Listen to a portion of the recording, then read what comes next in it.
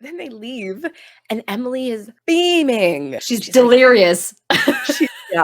She's like, I like that woman. And I like these shoes. And I like this street. Oh, Hmm. man. Hi. Hello. Like, jump right into it. Hi. Oh, good. How are you? I'm all right. Yeah, I'm doing okay. I'm just in almost similar to where you were a few weeks ago.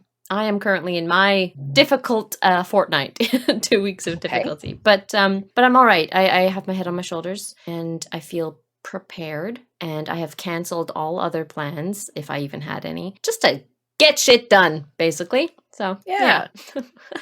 How are you doing? Well, I'm not out of the woods yet. Mhm. Tomorrow is my great big event at work. Right. So I'm a little nervous. I've got some pre-event jitters. It's for the next 2 days. Some of the things that we have planned are extremely weather dependent. And as of right now, there is a 100% chance of rain tomorrow.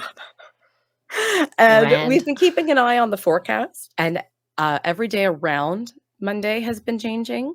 While Monday, the rain is getting like more and more certain. It was like 70%, 80%, 100% chance of rain. And it was like, okay. So my background is event planning, and I've been working at my job for a long time, not in that role, but like adjacent to it and familiar with everything that we do. So this is like a little kind of side project that I'm doing at work. I've been volunteering to do that. It hasn't been this is not your job, but you have to do it, just to like, because I've already had some friends be like, what do you mean? Like, they're taking advantage. I'm like, no. They're not taking advantage. I want this. This is for me. And the hardest part of this whole thing, because there is an element of it that even though I do event planning and have done event planning, I'm so out of my depth with. And that's the part that has to do with the weather tomorrow. And the last few weeks have been so uncomfortable. Like, I don't like necessarily learning. I like knowing. That's it. That's the rub. Mm-hmm. Yeah. So I'm out of my depth. I'm uncomfortable. I don't always know what I'm doing. It will either have all been for nothing because it will not happen. So I'm like at 50-50 right now of whether I want it to rain. If it rains, then I don't have to actually worry about that component tomorrow at all. But then if it doesn't rain, then I don't get to like see what it's all been for and actually see my hard work and everything that I've learned actually materialize, which would be really cool. But I'm scared. I've literally been walking around the halls at work being like, I don't know what I'm doing and I'm uncomfortable. People are like, okay. So that's tomorrow. So it'll be over though. By the time you all see and hear this, it'll be after the fact. It'll be over for me. Well, I will see how it goes. You may not see us next week. Lisa needs a break. Lisa just vanished. She ran away. We don't know. Off she went. And we'll see how it goes. But here, we're watching Gilmore Girls. And we're talking about Gilmore Girls, aren't we? Yes, we can time travel. It's the year 2000, or maybe 2001. Probably 2001 at this point. Yeah. Yeah, let's zoom back. It's 2001.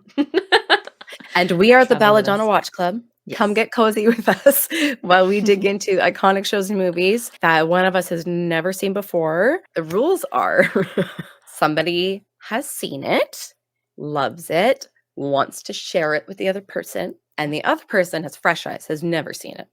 Although I was rewatching one of our older episodes and we did discuss how maybe we'll do something that neither of us have seen and then go from there. Yeah, I'm into that. So we are watching Gilmore Girls Season 1, Episode 19, Emily in Wonderland. This is such a great episode. I love this episode. Yeah, I really liked it. In this episode, Emily finds out that there is an antique store that she doesn't know about in Stars Hollow. And Rory invites her to spend the day, gallivant around Stars Hollow. Meanwhile, Lorelai and Rachel are spending some quality time together. So they go see the dragonfly. They spend some time up in Luke's apartment. They're talking about, Luke and their relationship. And so Rachel's kind of going through the struggles of their dynamic a little bit, and Lorelai is trying to help. Meanwhile, Emily sees where Rory and Lorelai lived for the first part of Rory's life, and that really bothers her. And so she ends up making Rory her own room at their house, and that creates like a whole issue and drama. And then meanwhile, Rune works at the inn now.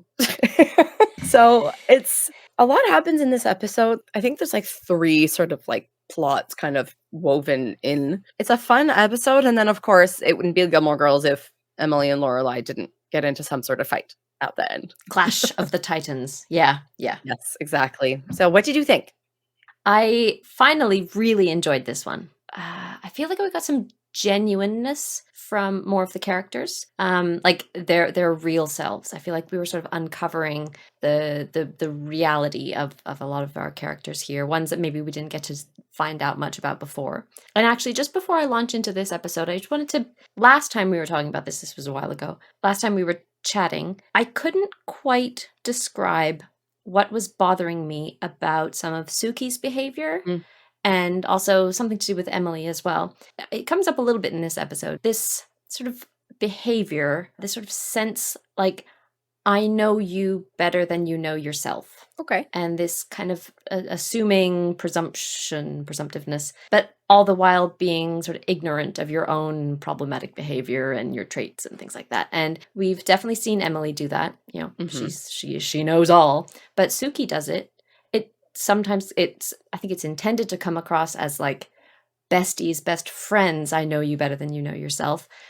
But that just doesn't really fly with me because nobody knows you better than you know yourself. And it comes up through Lorelai sometimes as well. So that's just something that was still floating around in my brain. I was finally able to put some words to it. As far as this episode is concerned, I think, the amount that we were able to find out and dig a little bit deeper beneath the surfaces of so many of these characters, of Luke, of Emily, of Rachel. And there's a motif, I think, through this episode of people being in new places or being in, like the scenes take place in rooms and spaces we've never seen before. We've got Luke's stockroom. We've got Luke's apartment. A new room. Well, maybe it's not a new room, but it seems like a new room at Emily's house that she, makes over for Rory. And also the potting shed. Yeah, exactly. So lots of places that people haven't been before. We get Emily arrives at the Independence Inn. She has never been in there before. Like, what the? She doesn't belong in here. So I think that's really neat, getting like inside people's private worlds and also uncovering some of their vulnerability and people's sort of private selves and personal selves being on display. So I loved that. Yeah, that's a really, really great point and observation, because it's a little bit like there's worlds colliding. There's pieces that people want to keep separate, and then they're being infiltrated, whether you intend to or not. Yeah, that's a really good kind of thread that you discovered there. I love finding these things. Once I find it, I just grab onto it and I go, yes. Amazing.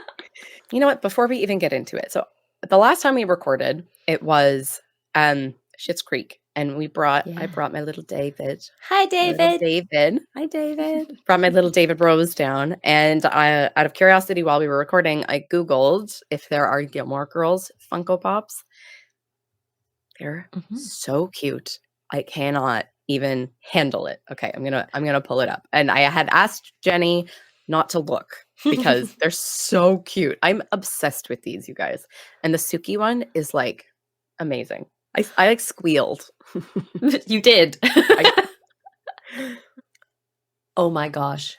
Oh my gosh. Oh my gosh. Okay, Lorelai's makeup, her hair, the coffee, her makeup. Yeah, she's got eyeshadow on. Yeah. Oh my gosh, Rory is adorable. She's got like in tiny her little rosy cheeks. Oh my gosh, the bandana. The bandana, so the brows, and she's got her hands akimbo, hands on her hips, standing like, yes, okay, here I am in the kitchen. She's got a little apron on. Not apron, or uniform, chef uniform. Yeah. That's it. They're incredible. So good. Oh I my love them God. so much. Like, Lorelai's is okay. I don't think I would know it was Lorelai if it wasn't for the Luke's coffee cup. Mhm. Rory, I would. Suki Mhm. is just perfect. Outstanding. Outstanding. It's a Right. paisley, the purple paisley print bandana. Yeah, it's Incredible. so perfect. I Anyway, think you need to make some room on your shelf. I think so. I need to get these. At the very least, Suki's. Okay. To go with your Luke's Diner poster in your dining room. Yes. Yes. I had a Luke's Diner mug somewhere, and I don't know where it ended up. Like, it got lost in a move or something. My sister got it for me from the set in LA. Yeah, because she went on a tour in LA like years ago and got me a Luke's Diner mug, and I have not seen it since like 2 houses ago. I don't know what happened to it. So weird. Anyway, so we start at Friday night dinner with Rory asking for baby pictures of Lorelai. Richard, not there. No. I don't know. We don't know where he is. They don't bring it up. And so I just want to say about this that, like, in the opening credits, they clearly they are not caring much about what shows in the opening credits, because he is always special guest appearance every single episode, know. and he's been in I like know. half of the episodes. So I'm always waiting to see him, but also expecting I'm not going to see him. So that's just a thing. I'm sure people have noticed that before. I'm sure. So Rory's asking for baby pictures, first of Emily and Richard, because she's doing a school project on family history. And then she broaches the subject how there are no baby pictures of Lorelai. And we're coming in hot with a clip right off the jump. Let's go. Right off the jump. I don't have any baby pictures of your mother. Thank you. How could you not have any baby pictures of Mom? Because when your mother was 7, I came downstairs and found her burning all of her baby pictures. Why would you do that? I'm sure you were a cute baby. She was very cute. 4, 3, 2, 1. In most respects. Then we have liftoff. What does that mean? Nothing. I don't see what the problem is. You certainly grew into it. Grown into what? As a child, your mother had an unusually large head. The best thing about it was that she would tell me constantly. My first complete sentence was, "Big head, want Dolly." I love how she goes 4, 3, 2, 1, and like she just knows what's coming every single. She does. I'm struggling with Lorelai. Okay. Okay. So Lorelai was the one who burned the pictures. Mm-hmm. She's the one who remembers the phrasing of big head, big head. And she remembers Emily just like making a big deal about it and constantly calling her big head. I don't know really what to believe, because Emily's like, she was a beautiful baby and she had an unusually large head and it was fine. She's not the one who burned the pictures, burning all evidence of like, let's pretend this never happened. Lorelai as a child probably would have remembered like, oh my God, big head. I feel like her memory must be an exaggeration of this, because otherwise it could easily be something that Emily would continue to pull out for the rest of her life, right? It's just constantly be like, remember how hilariously ugly you were as a baby? Remember your big head? But she didn't. And Emily maintains this throughout the whole scene that like it wasn't a big deal. It really wasn't. Like, you were a beautiful baby. It's you who remembers the big head and being ugly, and it's you who burned the pictures. And it's definitely a sore point for Lorelai, which I can appreciate. But like, it must still be a big problem that she has never ever dealt with. Oh yeah, because it just stays there, the whole thing. And that's it. Because it'd be one of those things where, you know, you're a beautiful baby, but your head is big. Like, I feel like it would always end up at the end, no matter what. That's the part that you're like, why can't you just have stopped at that part? Like, you know, because even that, like, when I was a baby, I think I was a cute baby, but I was literally told my whole life that I was a homely baby. Like, my grandmother said it, my dad said it. And like, everybody said that I got cute. Like, I was cute until about 6 months, and then maybe again at 4. Like, it was something that came up a lot. And then I look back at pictures and I'm like, I was adorable. And like, I have, when I met my in-laws, I told them that I was a homely baby, in that everybody said I was a homely baby. And I showed my mother-in-law pictures and she's like, what are you talking about? Right? So it's something that, even if it isn't necessarily fully true, when you have the people around you who knew you when you were that young, like, saying it about you, that sticks to you. Because I still think that, like, I almost started getting emotional just talking about it, because it's just that really it sticks with you. Yeah. Yeah. And it's so I could see, Lorelai being 7 and people are still close enough proximity to childhood or to like babyhood that it might still come up that she would just be like, I'm done with it. I'm done. No one's ever going to see evidence of this again. And it's something she was never able to heal, even in her 30s. No. Like even No. by the time she did. I, on the other hand, was a very ugly baby. I looked like I was a Winston Churchill baby. I was just like big. It's like I think I was born with more skin. Like I was born with the amount of skin expected that I'd be like a big, like chubby baby. But I never got that large. I don't know. I'm not sure. I was a really ugly baby. I say so. No one else says so, but I was. It's true. Anyway. Okay. I don't even know if I've ever seen baby pictures of you. They do exist. I didn't burn them. As a kid. Yeah, like, I was a cute young kid. child, but not as a baby. You'll see. I'll show you. Maybe I'll find we'll do a raspberry little nose. baby picture. Yeah. Show me now. That'd be so cute. And yeah, so she goes on to say, like, it wasn't that bad. It just affected her balance. And then so I feel like it would be the kind of thing that they would bring up in social settings just as like a flippant comment. But then, it's about the person and they're self-conscious about it because you always bring it up. It being like, oh, whatever. It's not a big deal. It was just a big head and you fell down a lot. Meanwhile, her peers are like, ha, ha, ha, ha, ha, Yeah.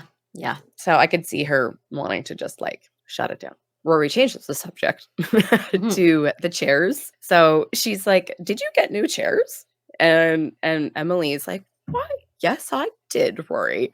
And Lorelai's like, are you kidding? They're the exact same chairs. And Emily describes some minor differences, but enough to, they're new chairs. They're different. She proceeds to say that, there's this woman who's been like scooping her of all of these great antique finds over the whole East Coast. And she says that she's 2 chairs short of a set.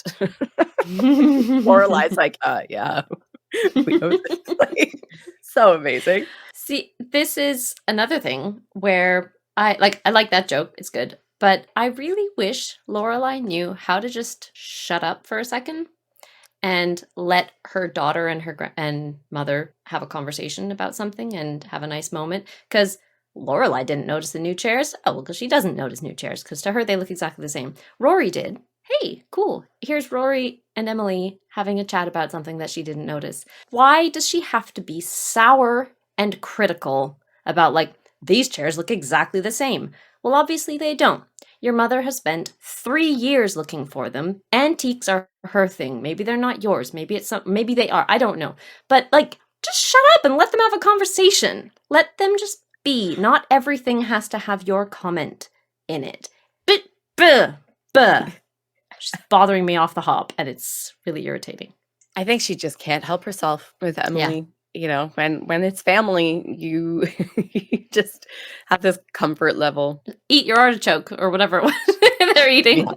Yeah. Mm-hmm. And then so they're talking about these antiques and the antique stores, and Rory brings up Kim's Antiques. And Lorelai's like, didn't that burn down? Like with this like look on her face. And Rory's just like, it's in Stars Hollow. Like she just fully ignores her, which I think is great because she's like, you are immature and I'm going to do it anyway because I am having this thing with grandma about antiques and it's got nothing to do with you. Hush. Yes. Hush, Mom. Yes. Rory is polite and thoughtful, and it's a normal thing to do. Rory is absolutely being the mature, the normal, and the like inviting her grandmother to share her hobby or, to somewhere she might enjoy. And I would think that Lorelai instead would be like, oh, an opportunity for my mother to have to face someone like Mrs. Kim. You'd think she would jump at that and be like, how hilarious is this going to be? I wish I was going to be there, genuinely, because I would love to see them face off. Like, she was just laughing at Emily's discomfort and, like, obliteration last episode, right? She was so eager for that. Wouldn't she want to see that happen? Wouldn't she want to be there? But not in her own space in her own town with her own people. Absolutely not. Exactly. Lorelai, who has had issues with her parents in the past, like bringing and I get along with my parents now, and everything's good, everything's fine. But bringing them into spaces that are like mine, I still am like so anxious about it, and I don't want it, and I don't want the worlds colliding, and it makes me so anxious and uncomfortable. And so I feel Lorelai to the core, and she's like, didn't it burn down? Like, do not let her come to Stars Hollow and like be with the people. Like, Yeah. But then Rory is just like, she's my grandma and I want to include her in things. And Yeah, why do you have because to your be things so are also so my things. Like, precious and protective of your things? Like, chill. I get this recurring feeling that like Lorelai almost feels like everyone else is living in her world, and it's sort of like, I get it's the show. The show is about her and Emily and Rory, but like so much of her behavior that bothers me is her self-centeredness. oh yeah, she's Not always, like so not 100% of the time, but you know, when it does bother me, that's usually what it's about. And it's like other people have their own worlds. Not everyone is existing in your personal world. Just let it be. But like I said, she is so protective of her personal world, and it's just not fair. And it's immature. It's immature. yeah. She compartmentalizes everything. Like she doesn't like anything to like exist as a whole. Like she wants all of her lives to be separate, which Yeah. means that the people in those lives like cannot intertwine, which is, Exactly. controlling of them. And that's not okay. But for her, it's just like so deeply uncomfortable. Yeah. Which is Yeah. understandable. And she definitely lives life like every day is the Lorelai show. Yeah. Very much. Very much. Like the thread that I found in this show, and I wrote it down so many times in different scenes, in different ways, is people's eyes.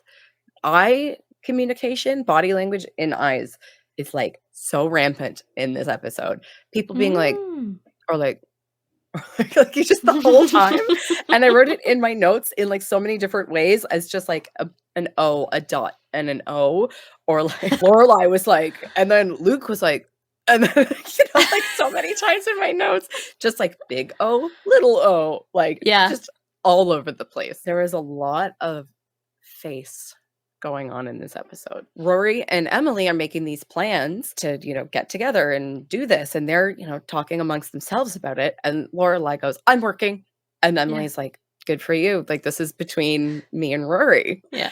And like, when Lorelai says, I'm working, she says it with this like, eyes are huge, like, panic. Like, Yeah. neither of them acknowledge how like neurotic or whatever that she's being about the situation. They're just like, Lorelai's doing a Lorelai over there, and we're just going to make our plans. We're doing this. do It's you. none of your business. Finish your artichoke. Exactly. I do have a relatively short, I Googled it segment today. Oh, yeah. Okay. So what did I What Google? did I Google?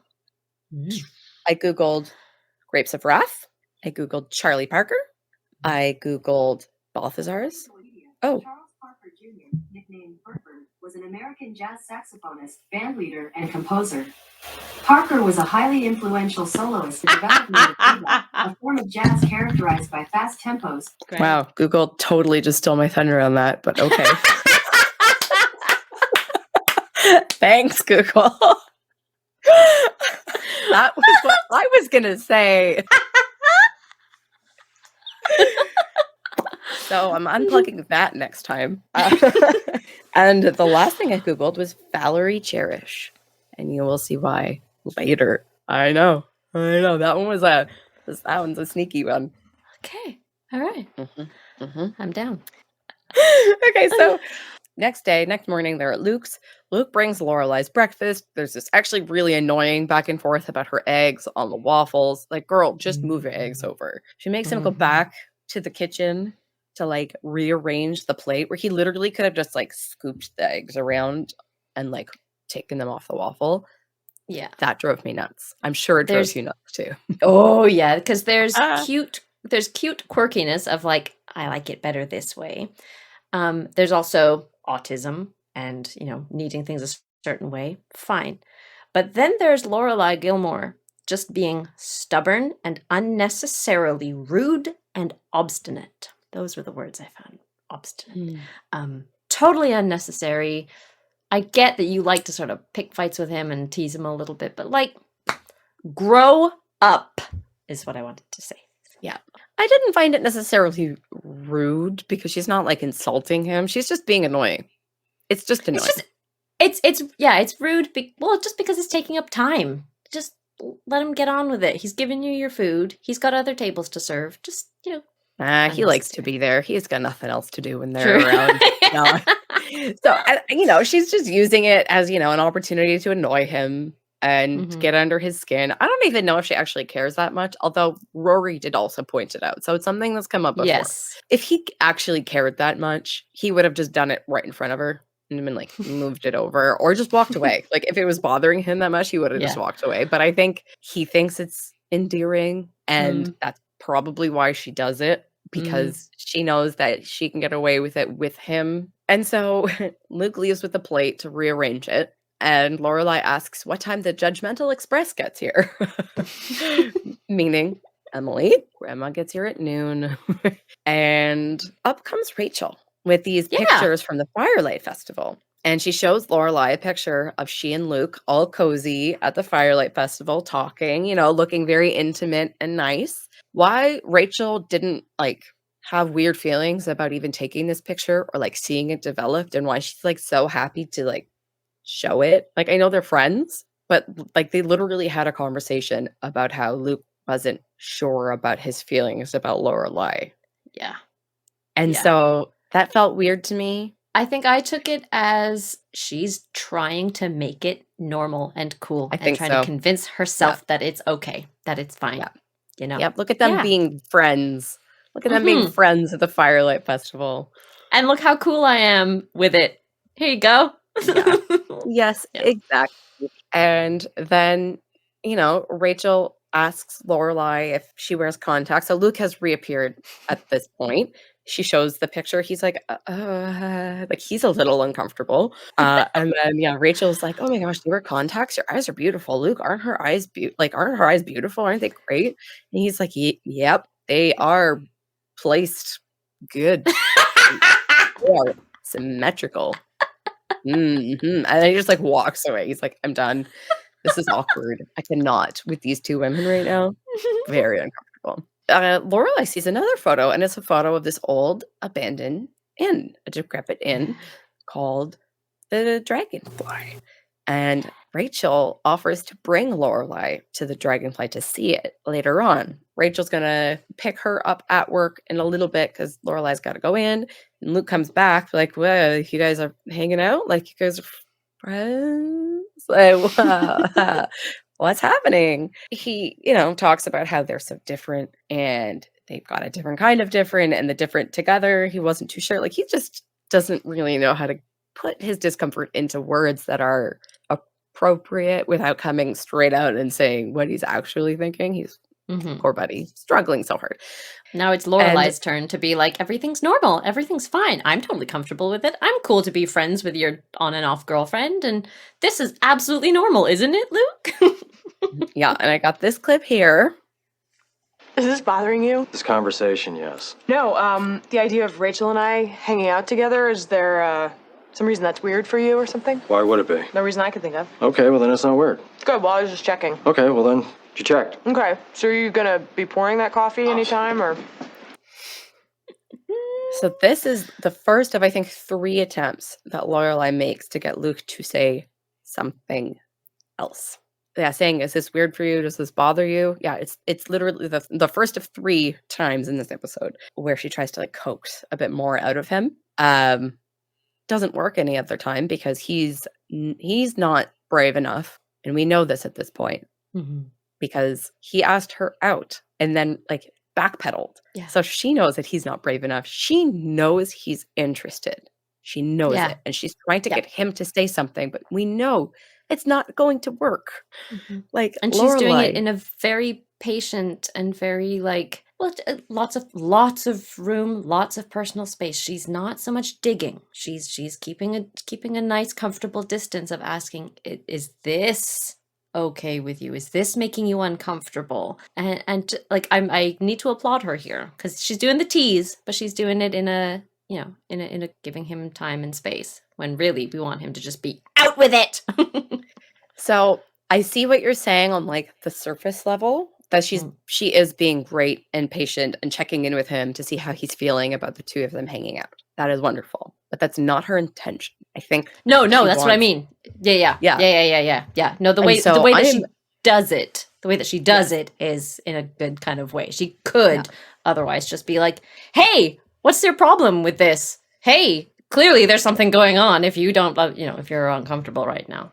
I think she wants him to admit that he has, the feelings for her, but she isn't actually like, he wouldn't say anything to that effect in the diner in the middle of breakfast, So I'm frustrated with her approach in general because she could pull him aside later and be like, listen, can we talk? Yeah, exactly. She doesn't need to do it now. Yeah. No, because she's not going to get any answers. And she keeps trying to maybe get a little bit more from him in the worst timings and the worst ways without actually coming straight up and being like, I have felt things, or I thought I have felt things, or I thought you have felt things. Can we talk about this? Like, yeah. So it bothers me. But, the slow burn.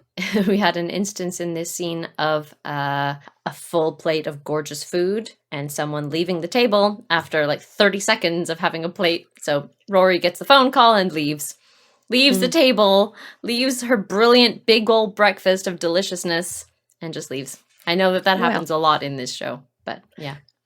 Let's say that she's just gone to check on Lane and she's coming back to eat. I hope so. Because Lane's like, Kim's Antiques is like right across. So she's just like went over, talked to Lane, and then is coming back. Because she got a page. She just needed to like go see. So then, Lorelai heads off to work. We go to the inn, and it starts with this like horrible simultaneous translation scene with this like Japanese delegation. The sensory overload from that scene is like, what's happening?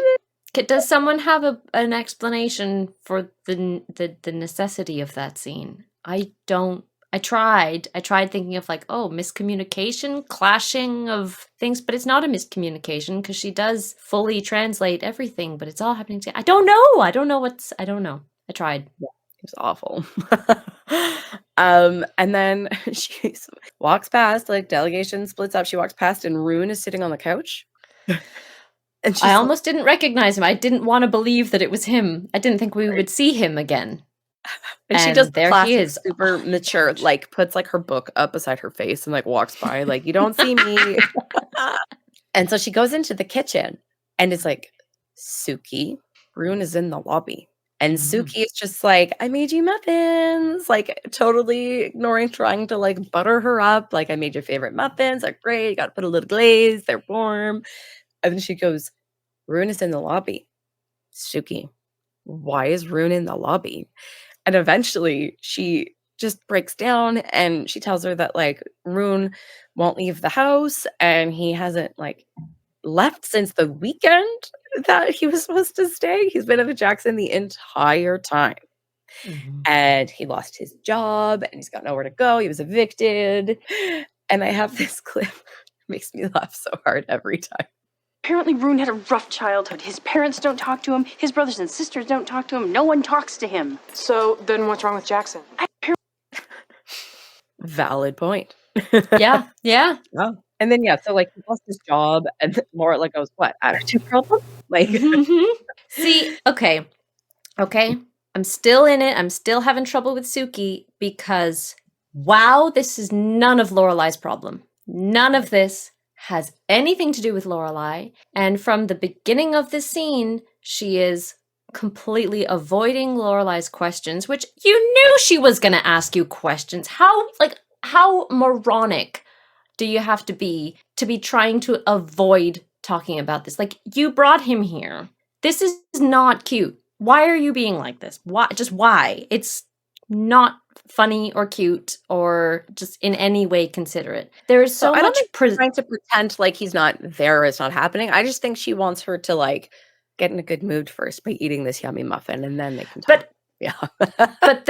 But she comes in with the presumption that she can convince Lorelai into bringing him in. Because apparently it's already been agreed when Jackson arrives. Jackson thinks it's already all settled. Like, wow! It's just not. It's so disrespectful of your supposedly best friend to just make this, to just go ahead and make all these plans that, like, no one would agree to this. How dare you put this on your best friend and then play so stupid when she's trying to ask you about it and, like, avoid. It's not funny. Again, grow up and Rune's whole problem, his childhood, his so-and-so, he lost his job, whatever. So what? That's his problem. Yeah, I realize it's affecting Sookie too. Okay, fair. But why do you have to spread the problem to your best friend who has a place to run? She has an entire thing to run. Like, this has nothing to do with her. It's not her problem. And can we also talk about the fact that, like, Sookie also works at the inn. So she's just moving Rune from one area of her life to another. Yeah! Like, this is not the solution. Around. Like, exactly. It doesn't make any sense. What if he goes into her kitchen and starts fixing the oven? Like, she absolutely would. Yeah. And he would break it and everything would be awful. And then she'd be like losing her mind again. And so like I get where she was like, okay, I have a friend who runs this business and maybe there's work for her. But like talk to her before you talk to Jackson. Talk to her before you bring him to the inn. Yes. Like, don't bring him to the lobby where the people are. Like Lorelai said, she's like, he's out there with the normal people. Like, what are you doing? Don't. Yes. Awful and annoying. And the fact that Jackson just assumes that it's going to work out because they talked about it. And I'm sure Sookie, you know, with her optimism was like, I'm sure Lorelai's got something. It's going to be fine.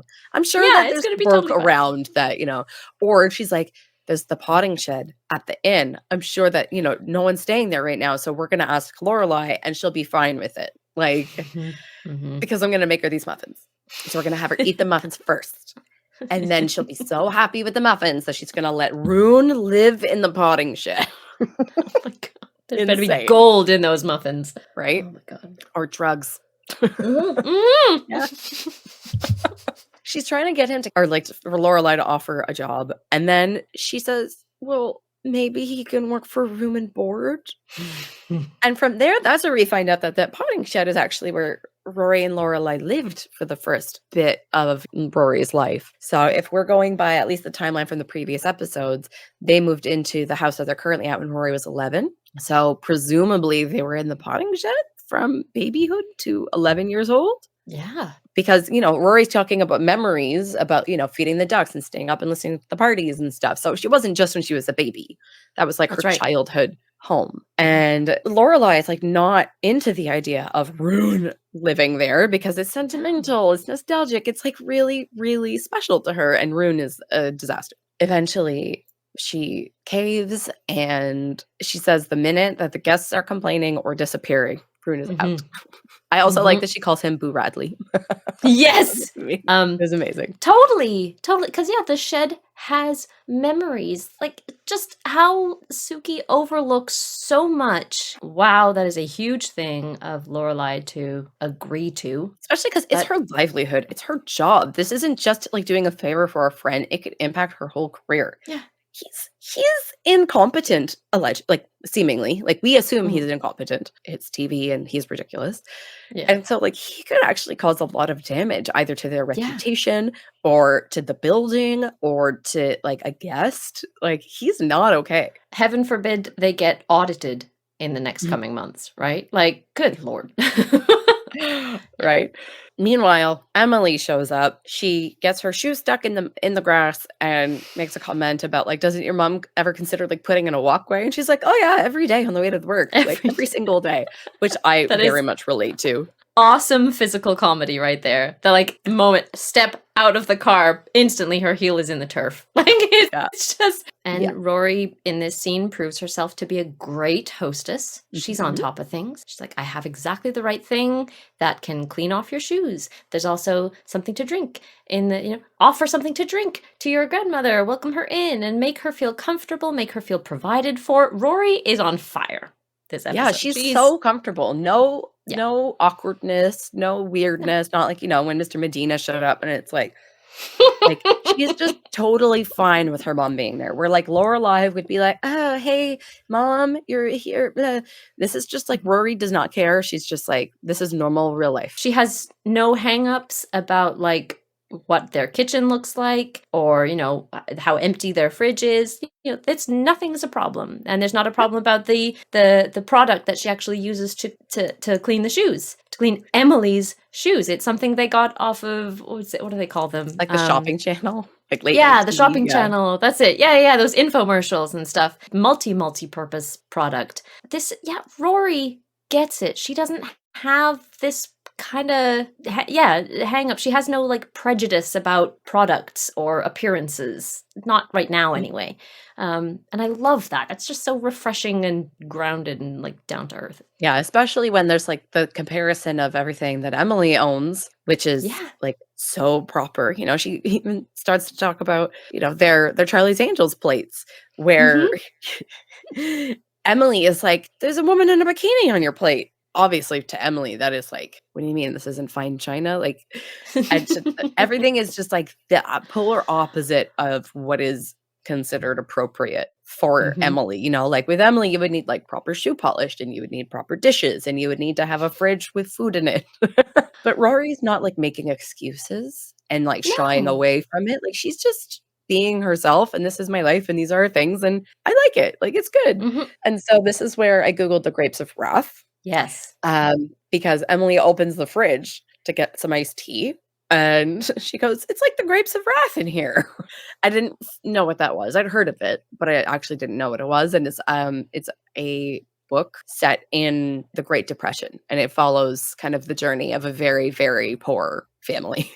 And so like drought, economic hardship, agriculture, industry changes, bank foreclosures, like it's like a really terrible, horrible time. And so it's a great choice of reference for a line for Emily to say to Rory. A little literary reference. Fantastic. Look, this places where they can level out. I love it. And Rory's just like, oh, like it's fine. We always eat. Like, I'm never hungry, you know? We don't need to have the fully stocked fridge all the time, because they also like they eat out all the time. They order takeout. The food would just rot.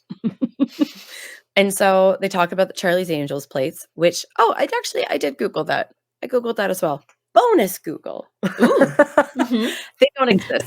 There are decorative Charlie's Angels plates that are, you know, like just the three of them, and, you know, it's on a stand kind of thing where you put it up on the wall. But unless my Googling skills were extremely poor, there are no like sets of Charlie's Angels dinner plates. There are like paper party plates with the silhouette of the Charlie's Angels. Oh, sure.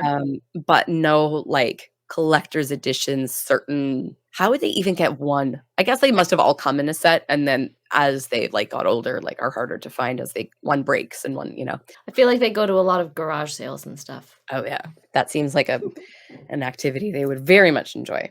I used to enjoy it, and then I became extremely critical and judgmental. Oh yes, somebody bought this first. Someone owned this item, and now it's at a garage sale. And they expect somebody else will want it. But why did someone want it in the first place? Why is it made in the first place?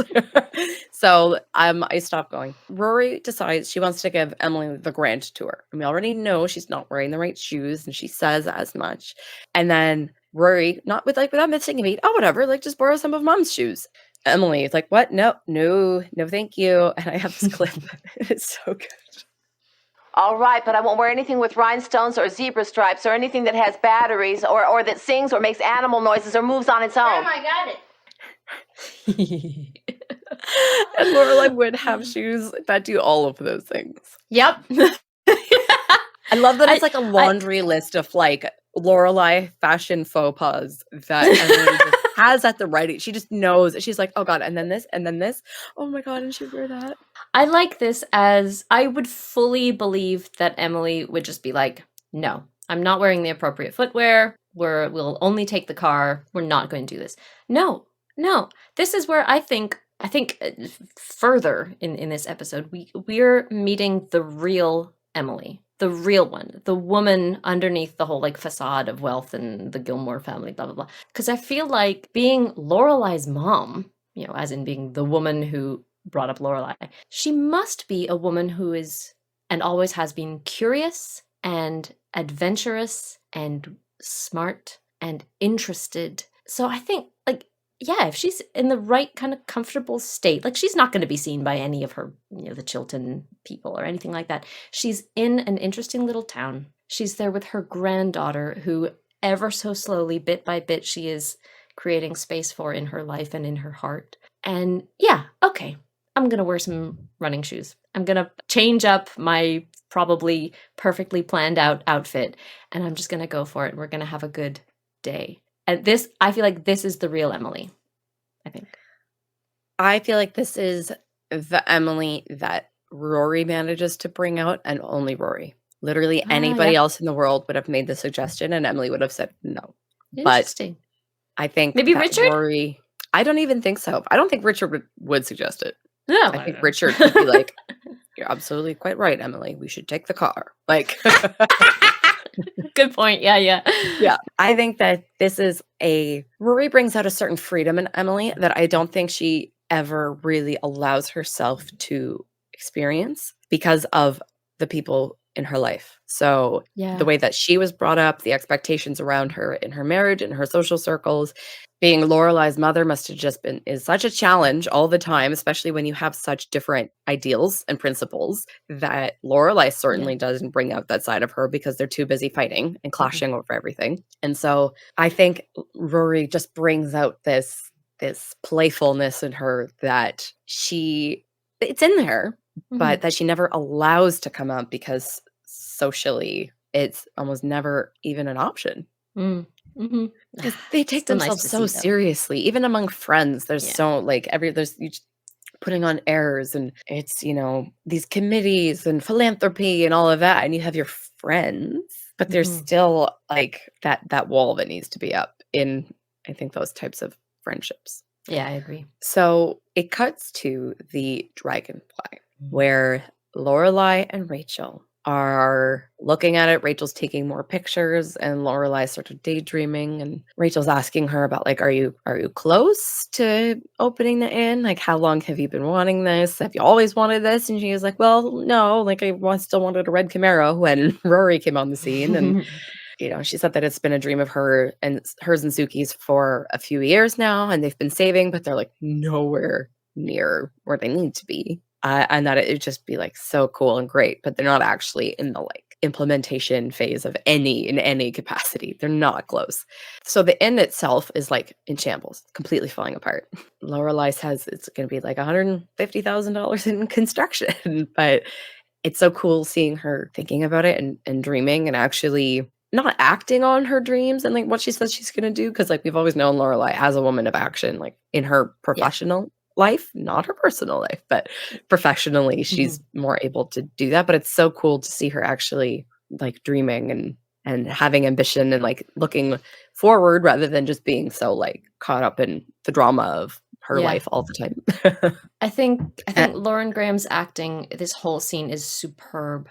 The things that she is, when she's being open and talking about her dreams and what she'd like to achieve, and at the same time in the latter half of the scene, how much she's hiding, because she's there with Rachel and they're talking about what Rachel dreams of and plans, and then Luke comes in and blah, blah, blah, blah. Just, the amount that she's giving away and not giving away is just beautifully balanced. And I really love her acting in this scene. Rachel is talking about how she wants to stay in Stars Hollow. She wants to get more serious. She wants to settle down, as the old creepy people say.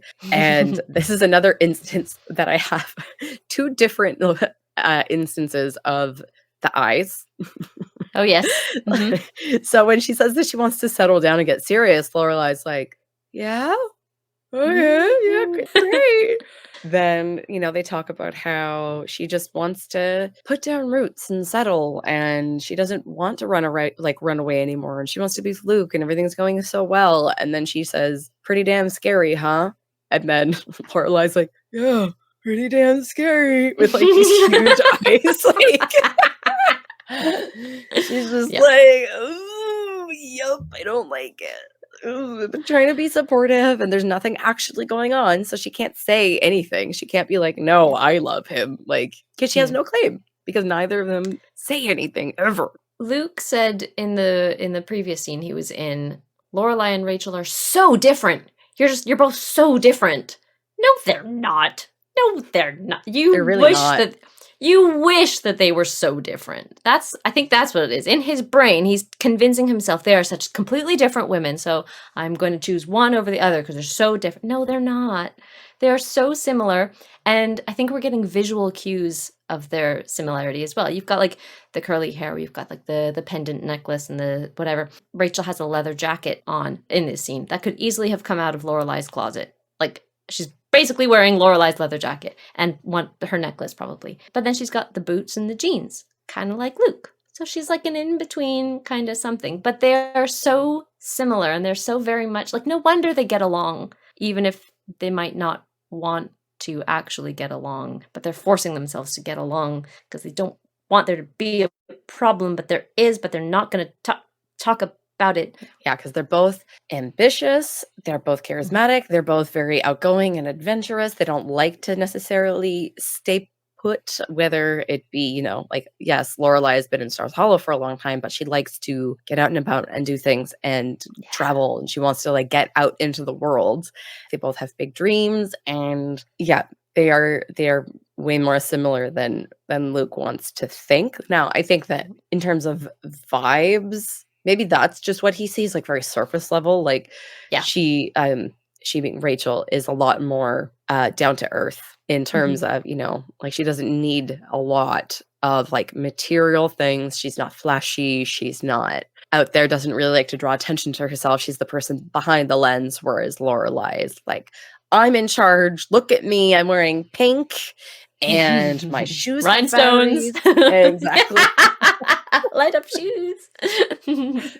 Oh my God, my daughter has the best pair of light up shoes right now. It's not like in the heel when like you step down and it's just like the light. It's on top of the toe, and it's almost like rhinestone type lights where like when you step down, it's just these like bright little like almost like twinkly lights that come up. They are spectacular, and I want them so badly. It is not funny how bad I want these shoes. And so they have this conversation, and it's uncomfortable, and everybody leaves being like, and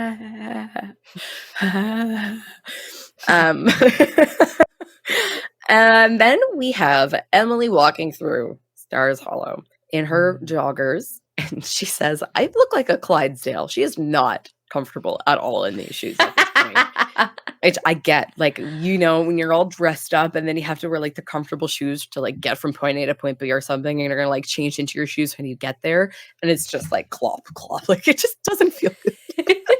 Rory's like, you look great, Grandma. Like, you look amazing. And she's like, yeah, of course. If your grandfather was here, he'd fall in love with me all over again. And that's where we get some of Lorelai's wit and sarcasm. Yes. Big time. But I like that she teases Rory about it, that she's not too self-conscious. Like, she says, like, I am self-conscious, but I'm not going to let it, like, ruin my day. Exactly. Yes. She's like, people are staring. Like, yeah, people are probably staring because Rory is like the town darling, and you are there, and everybody knows you. But like because of stories from Lorelai, like, and so they get to Kin's Antiques, and immediately, well, hold on, how did you think this was going to go? How were you feeling at this point? I think I was correct in my prediction. I think I was fully expecting, like, wait a second, these are women who will instantly be on the same level. Because they are fiery, strong-willed women who are used to getting their way. And Emily is showing that she's willing to be somewhere uncomfortable, potentially uncomfortable, and just go with it. So I think Mrs. Kim was exactly the right kind of person for Emily to meet and interact with.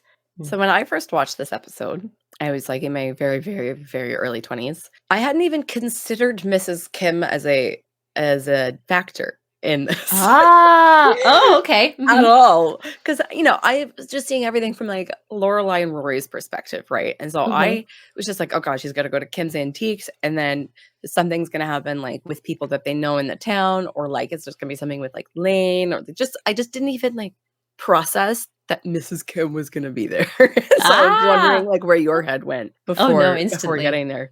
Yeah, amazing.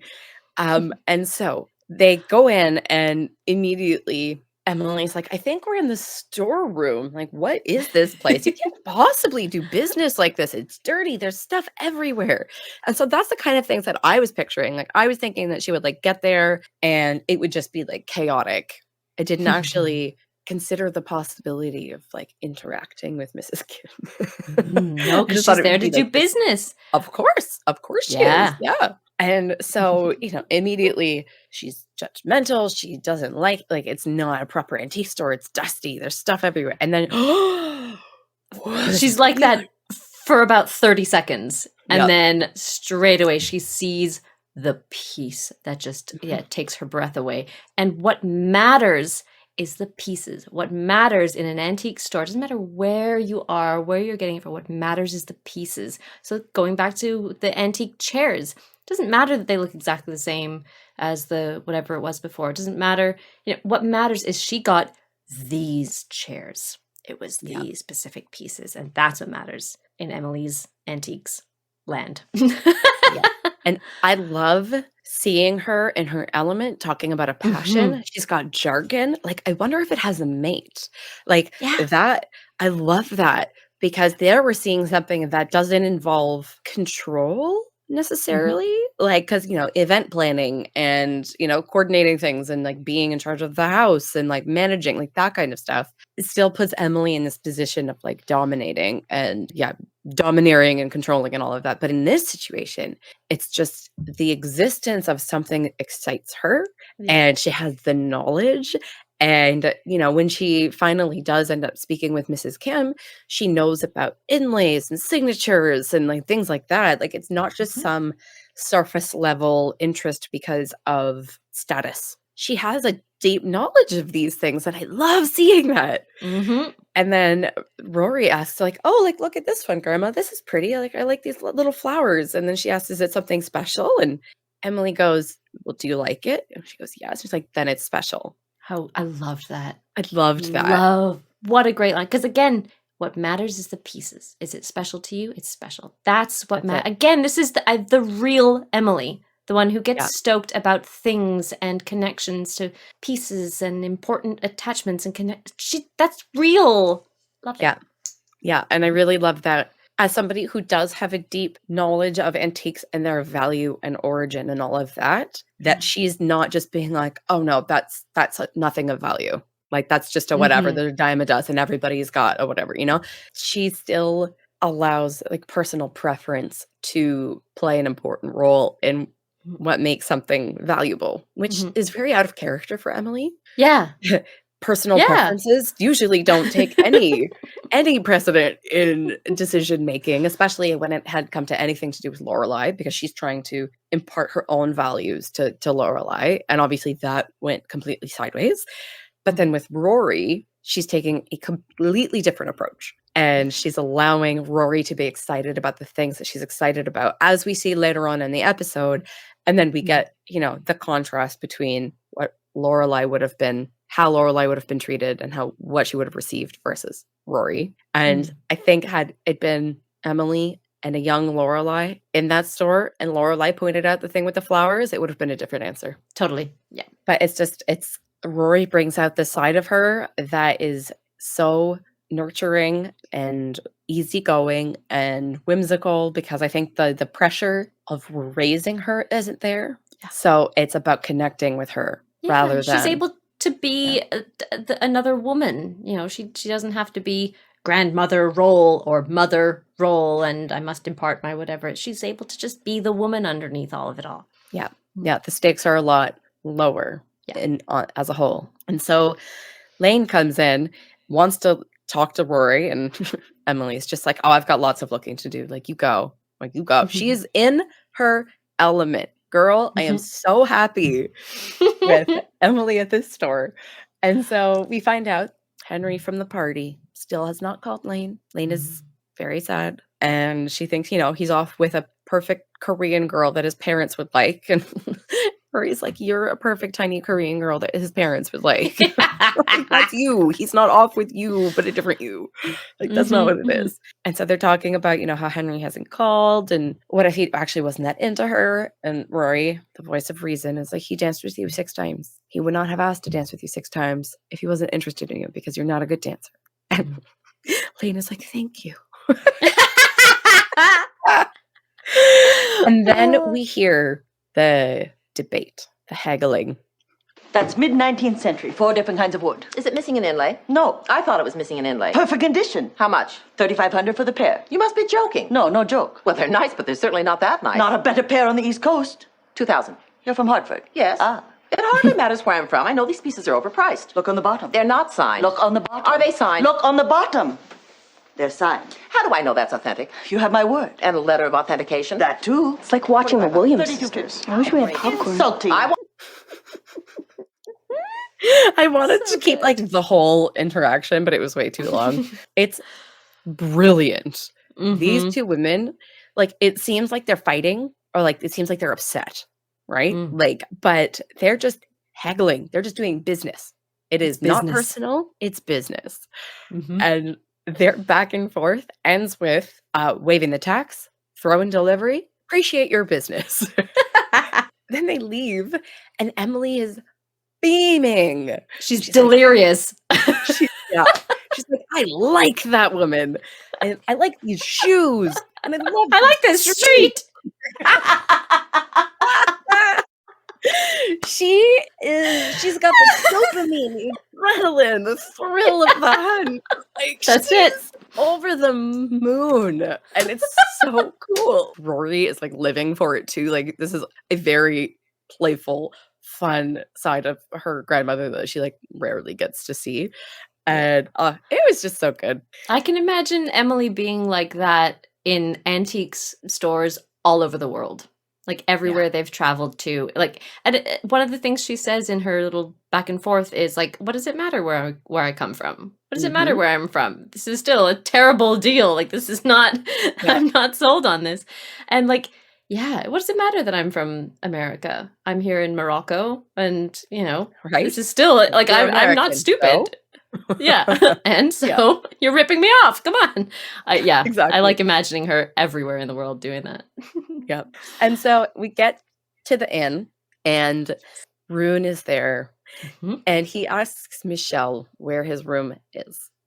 And Michelle has no context for Rune yet. So let's imagine that Rune was an actual customer.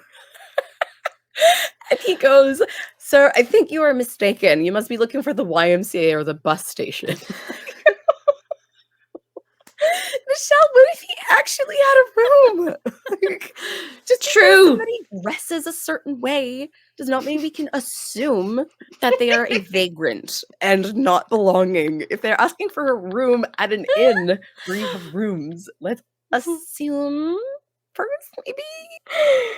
Oh, such a treat. Yep. Alan, actually, who just came and brought me my tea, and my next cup of tea, his words for Michelle were that he's marvelously acerbic. That feels like an Animal Crossing passport like tagline. Marvelously acerbic. With the plane. Like do do do do do do do do when you know this like little music when you're like going to someone else's island. Anyway. What's extra great about this scene and this bit between Michelle and Rune is that when we first saw Rune, no one really got a chance to get their claws into him. He was sort of able to like leave on his own terms, and he made the big fuss, but no one was able to actually dig into him. And so thank God Michelle gets to do it here. It's just so satisfying because you're like, yes, you are a creep and you're horrible, and Michelle can see that. He has like radar. Because Lorelai had to play nice for the sake of Sookie on her date, and she still has to play nice for the sake of Sookie. And Michelle is like, not a chance.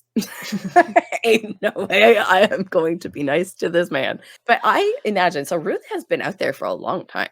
So I would think that if he even like walked in the door, Michelle would have been like, excuse me, sir, you are in the wrong location. You need to leave. You need to leave. Like, he would have just been like, sorry, the YMCA is that way. Like, go away. And I have this clip. Michelle. Even with I'm the new handyman. Lorelai hired me. Oh, you know Lorelai. I dated her. Oh, you did? Yeah, but hey, don't spread it around. It's not one of my shining moments. Yeah, and you probably have so many to pick from. You're rude. You've cut me to the quick, out of here, teeny tiny. Look, I will only be pushed so far, And pal. obviously, it's down. Rune, you made it great. Finally. There's so much I love about this scene. Okay, so his like condescending, patronizing tone. Oh, you know Lorelai. Like, oh, good. Yeah, sure you do, honey. Like, good for you, little man. Like, and then he calls him a teeny tiny man. It just kills me. Oh, go away, teeny tiny man. Like, and then he says, you know, the only way he has to go is down. I don't like. Yeah. Like, was that a stature thing? I think so. And then Lorelai shows up and is like, hey. Michelle is like, did you date him? He's like, it was just one night. He's like, I wrote it down. One night, you and him together? Oh, I can't wait to hear about this. He will never, ever let her live that down. Never. No. And then Rory and Emily show up. So at this point, Lorelai's off dealing with Rune, and Rory is showing Emily the inn. She says that some of their chandeliers came from Martha Washington's house. Like, I love that she says that to like pull on her like antique life, because she's like pointing out the things that she knows that are like she's really going to be interested in. Yeah. Emily is like, oh, this is a really beautiful place. She's impressed. It looks good. And, you know, it's got the Martha Washington chandeliers. And she asks Rory if she spends a lot of time there. And she says that she works there a couple of afternoons a week. And then for special events, she helps out as well because they have a lot of weddings. And I'm like, girl, with what time? Like, when do you work? Like, I guess for the most part, our episodes are centralized around weekends, like Friday night dinners, the weekend, things going on. So, like, we don't see a lot of, like, Tuesday night Rory and, like, whatever. But don't you have so much work to do? Like, homework like crazy at this really prestigious, demanding school. Yeah, I guess we have seen her, like, studying at the, you know, the check-in desk before. But even so, it's kind of... When Emily and Rory walk in through, like, in the foyer, like, down the steps, and Emily's there with Lorelai's sneakers on and just entering this, it only then occurred to me that, like, she's never been here before. She's never been in this space. So here's another thing of, like, people in new spaces, people being in other people's personal spaces and not private, like work lives, but like, yeah, worlds colliding, worlds crossing, and people being in places they've never been before.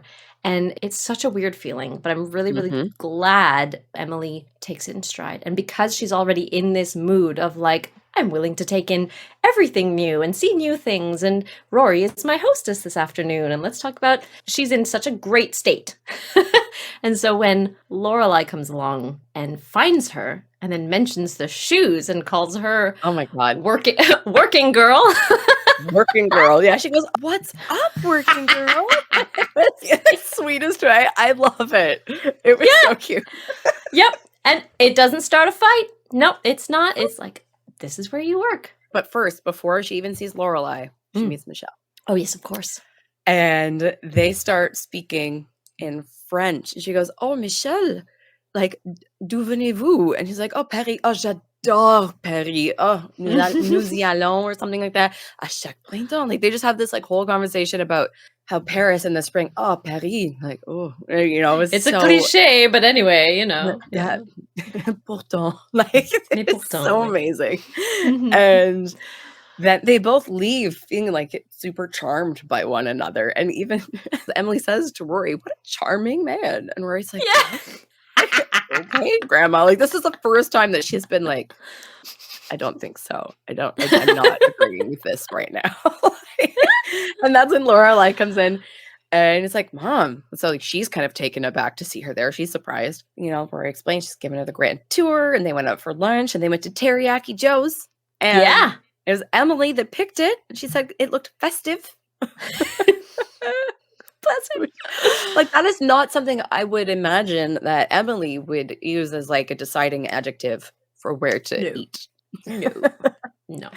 But again, it's I think the real Emily, the one who is curious. She's adventurous. She wants to try things. She wants to learn. She wants to have experiences.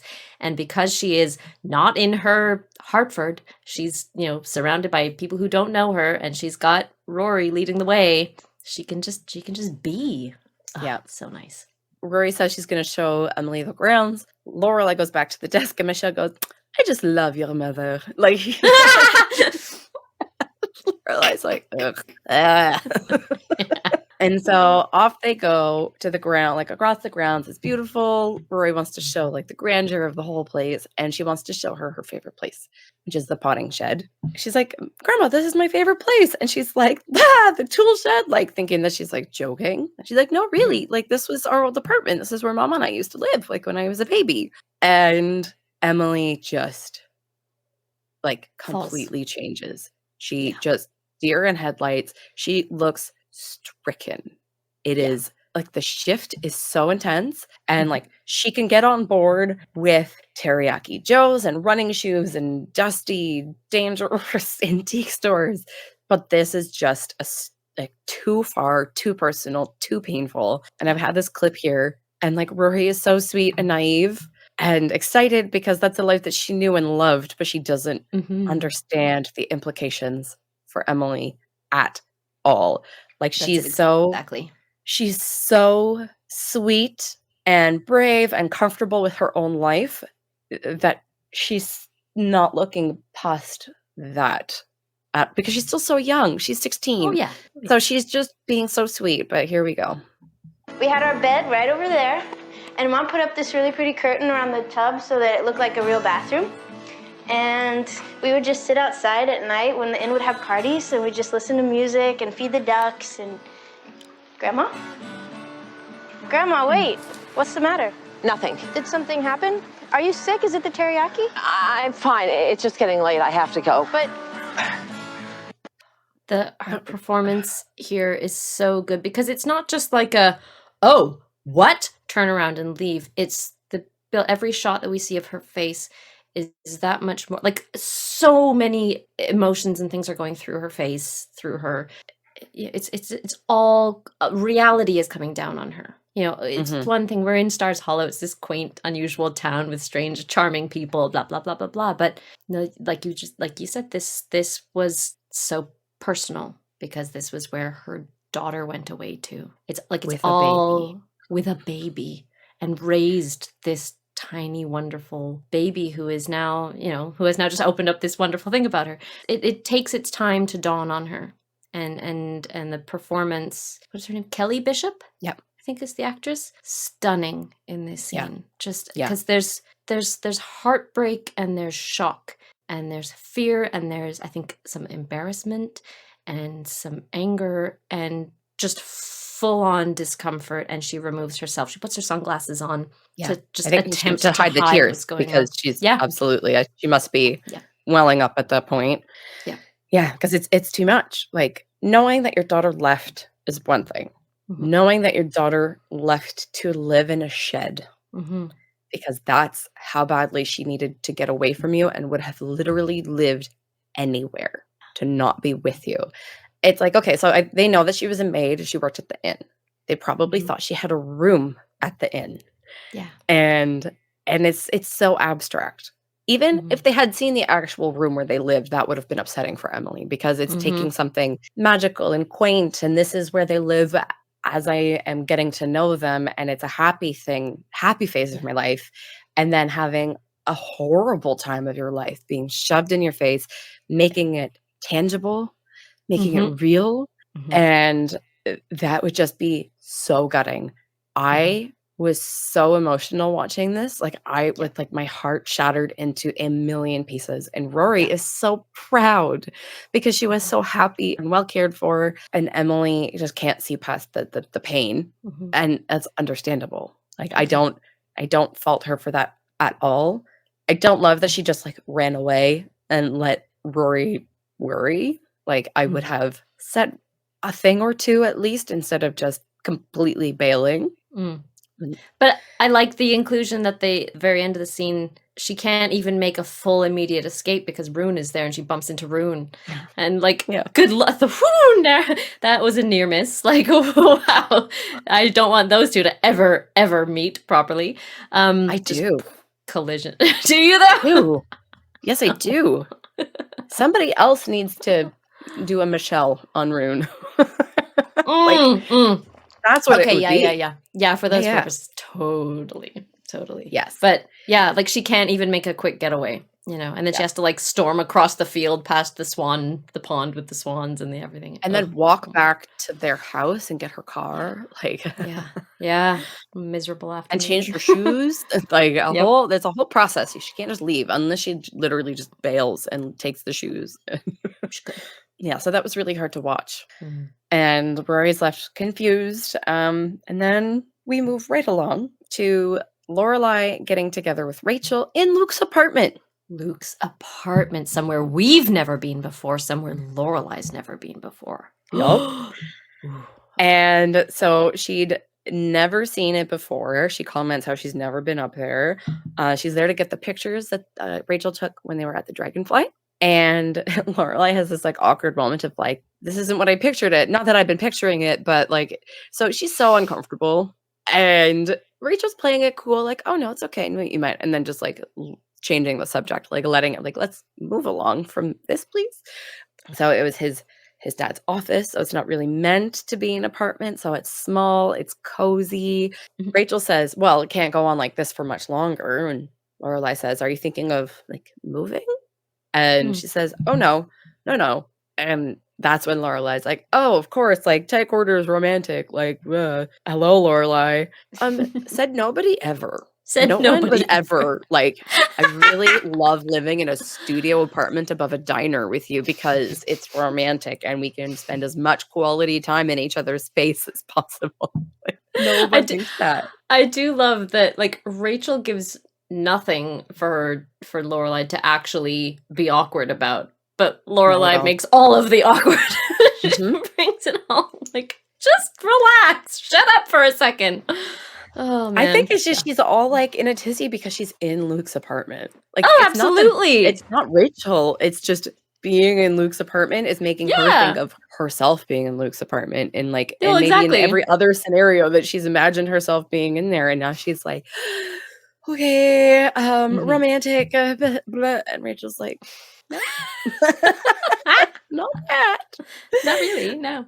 And then she tells her that she doesn't think she's going to be there for very long because Luke doesn't seem to believe her, that she wants to settle down and that she wants to actually get serious. And then, you know, she says that living in this town is feeling like, you know, you're living under a microscope and everyone's waiting for you to screw up. And Lorelai's like, no, it's not like that. And she's like, Miss Patty? She's like, oh, well, yeah, of course, like, Miss Patty, like, that doesn't count. Like, that's not the whole town. But, like, yes, Miss Patty is waiting.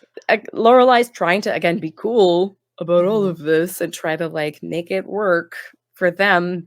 I don't fully understand why she's trying so hard to, like, be supportive and to be there for her, because she could easily have just been like, you guys should talk again. Yeah. And then leave it at that, you know, instead of like, you should fight for him and like, you should like really like make him hear you and like all of that stuff. Like, just let it go. Let them deal with it. If she leaves, she leaves.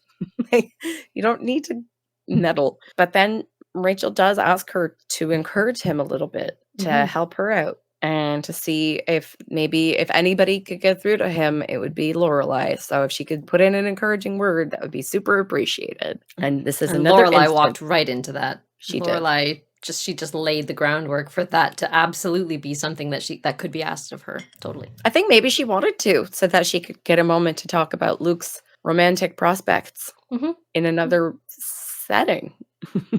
And then Luke walks in, and once again he's like, big eyeballs, great big eyeballs.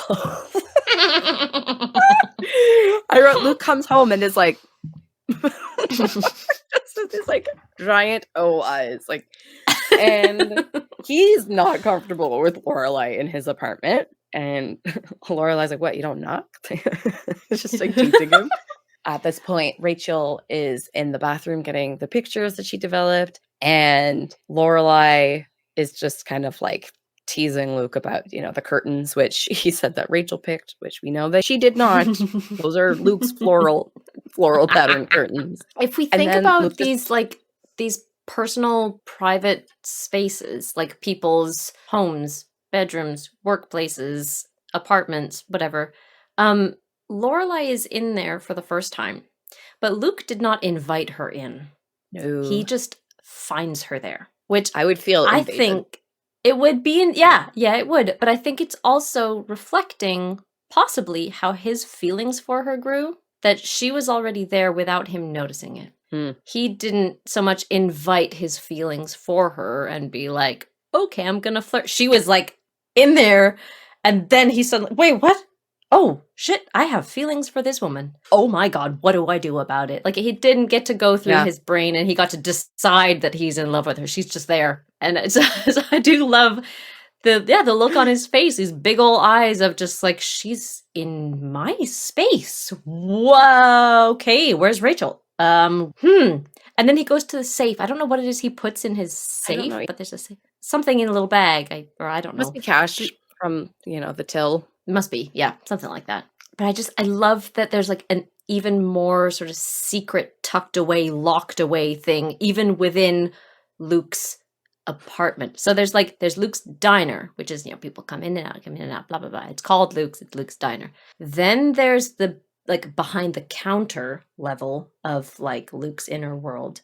Then there's Luke's apartment, which is Luke's inner world. And then there's the safe. There's these multi-levels of deeper and deeper into Luke's private life. And I'm just it's just a safe, I'm sure. And the storeroom, yes, of course. Yeah, that's coming up. Oh, I like that. I really like that there's just even further things locked away. Innermost thoughts and feelings in the safe. Yeah, exactly. And so he bounces. He's like, nope. I'm not mentally prepared for this. This is, she's here and it's her. And then it's also her and I'm out, gone.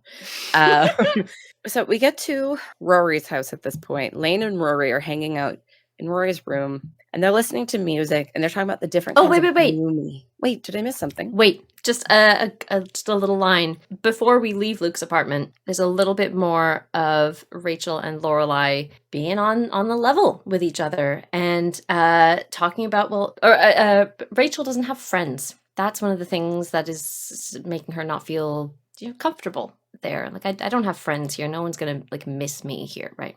I feel like I don't have a friend in the world. And Lorelai, such a Lorelai thing to say, she says, hey, if you can French braid hair, I'll be your friend. Sorry. Oh, well, see ya. But then in the next scene, in Rory's room, Lane and Rory are there. Rory's hair is in a French braid. It's in a tight French braid back there. And I like that as almost a symbol of friendship. Girly friendship of braiding each other's hair and that's so cute. I didn't notice that at all. Love that. I was thinking about French braids and I can't do a French braid to save my life. I can't do it. I can do half of one, but then there's Rory with a perfect French braid down the back of her head. Yep. I keep telling my daughter that I'm going to learn how to French braid, so I need to watch some YouTube videos to learn how to do it. And every now and again, she'll ask me if I've completed my homework. Part of I need my model to sit while I do it. And she does not have the patience or attention span for that. So we'll get there. But I can't just watch a video without having someone to practice on. And I cannot do it on myself. I also, with the curls and stuff, it's hard. Hair types. Yeah, well, all of my nieces have completely different hair types. So I consider your daughters my nieces as well.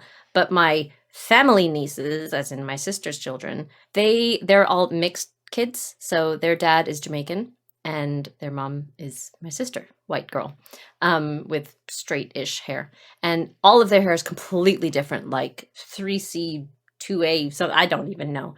And it's a challenge figuring out, learning how to keep up with cool protective hairstyles all the time. So I have yet to learn that, but it's something I would like to learn to keep up my position as the cool aunt. I can come in and do braids as well, right? I will say that I'm going to learn how to French braid my daughter's hair before you. Yes, you will. Yes. I'm I can't be well, Jenny did it. Whenever you're around anyway, it's like everyone else is a ghost. So, which is amazing, and I love it. And it's not like a thing, but I draw the line at French breeding. I need to show up in disguise next time and just be like, But then I think their Jenny sensors will be going off and just like that. Something familiar about that person with a mustache. Like, that man looks a lot like Jenny. So Lane and Rory are just, girl talk, hanging out, like doing a lot of nothing, which is amazing because everybody's so busy all the time. And now they're just hanging out. And they're listening to music and they're talking about all the different types of gloomy. They're like, this music is good. It's like making me feel gloomy in like this type of gloomy way. And then Rory lands on Johnny Cash kind of gloomy. Yep. Which was nice. And then Lane says a Charlie Parker kind of gloomy. And I didn't know who that was. So I Googled him. He was a jazz musician, jazz saxophonist from like the 40s and 50s. He had a very tragic life. It was not good at all. He died at 34 with so much damage in his body from drugs and alcohol that he had the body of like a 50 to 60-year-old. Like his body just like completely shut down. It was not a good look. And like he was so inebriated in like some of his recordings that in one of them you actually hear one of there's a trumpeter in the band actually telling him to like blow, like he just was like wobbling around and like was unable to get the notes out and stuff. He was just a mess. But he was a genius. So even in those states, it was just the most insane music. And he was so influential in like the jazz scene that even in those states, like he was so incredible, I guess. But yeah, he had a very, very, very hard life, which in reference to how Lane is feeling is a bit extreme. I was expecting gloomy music. The actual music is very upbeat. It's jazz. It's like bebop. I meant to look it up. Yeah, here because I need to know. I need to keep up find what music this is, and I didn't. I did listen to a saxophone cover, an instrumental cover that he did of Summertime. That gave me chills. It was so incredible. But all of the music that he's really known for. So one of his nicknames is the Bird or Yardbird, but it's all very like up tempo jazz. Like it's swinging. It is great. And so then I was like, well, the music isn't sad. His life was sad. Yes. Yeah. Oh, I did look this up. I'm assuming the song is called Child Psychology and the band is Black Box Recorder, possibly. Or invert that. I've never heard of either, so I don't know which one is. But the song that they're listening to in the I was like in Rory's room.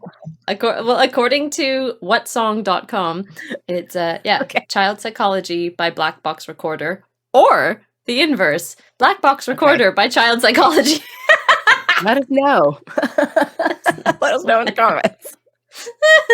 Oh dear. And so Rory goes on to say, like, you're still sad about Henry. He still hasn't called. And he's like, oh, no, he called. He called, and I listened to the voicemail like 7.5 times before my mom came in, and I panicked and deleted it and like broke the answering machine, and the message is gone. And then they start like parsing out the voicemail and what it meant. And Lane is like, it wasn't good. I was like, okay, well, like, let's talk about it. What did he say? And he said, hey, Lane, it's Henry.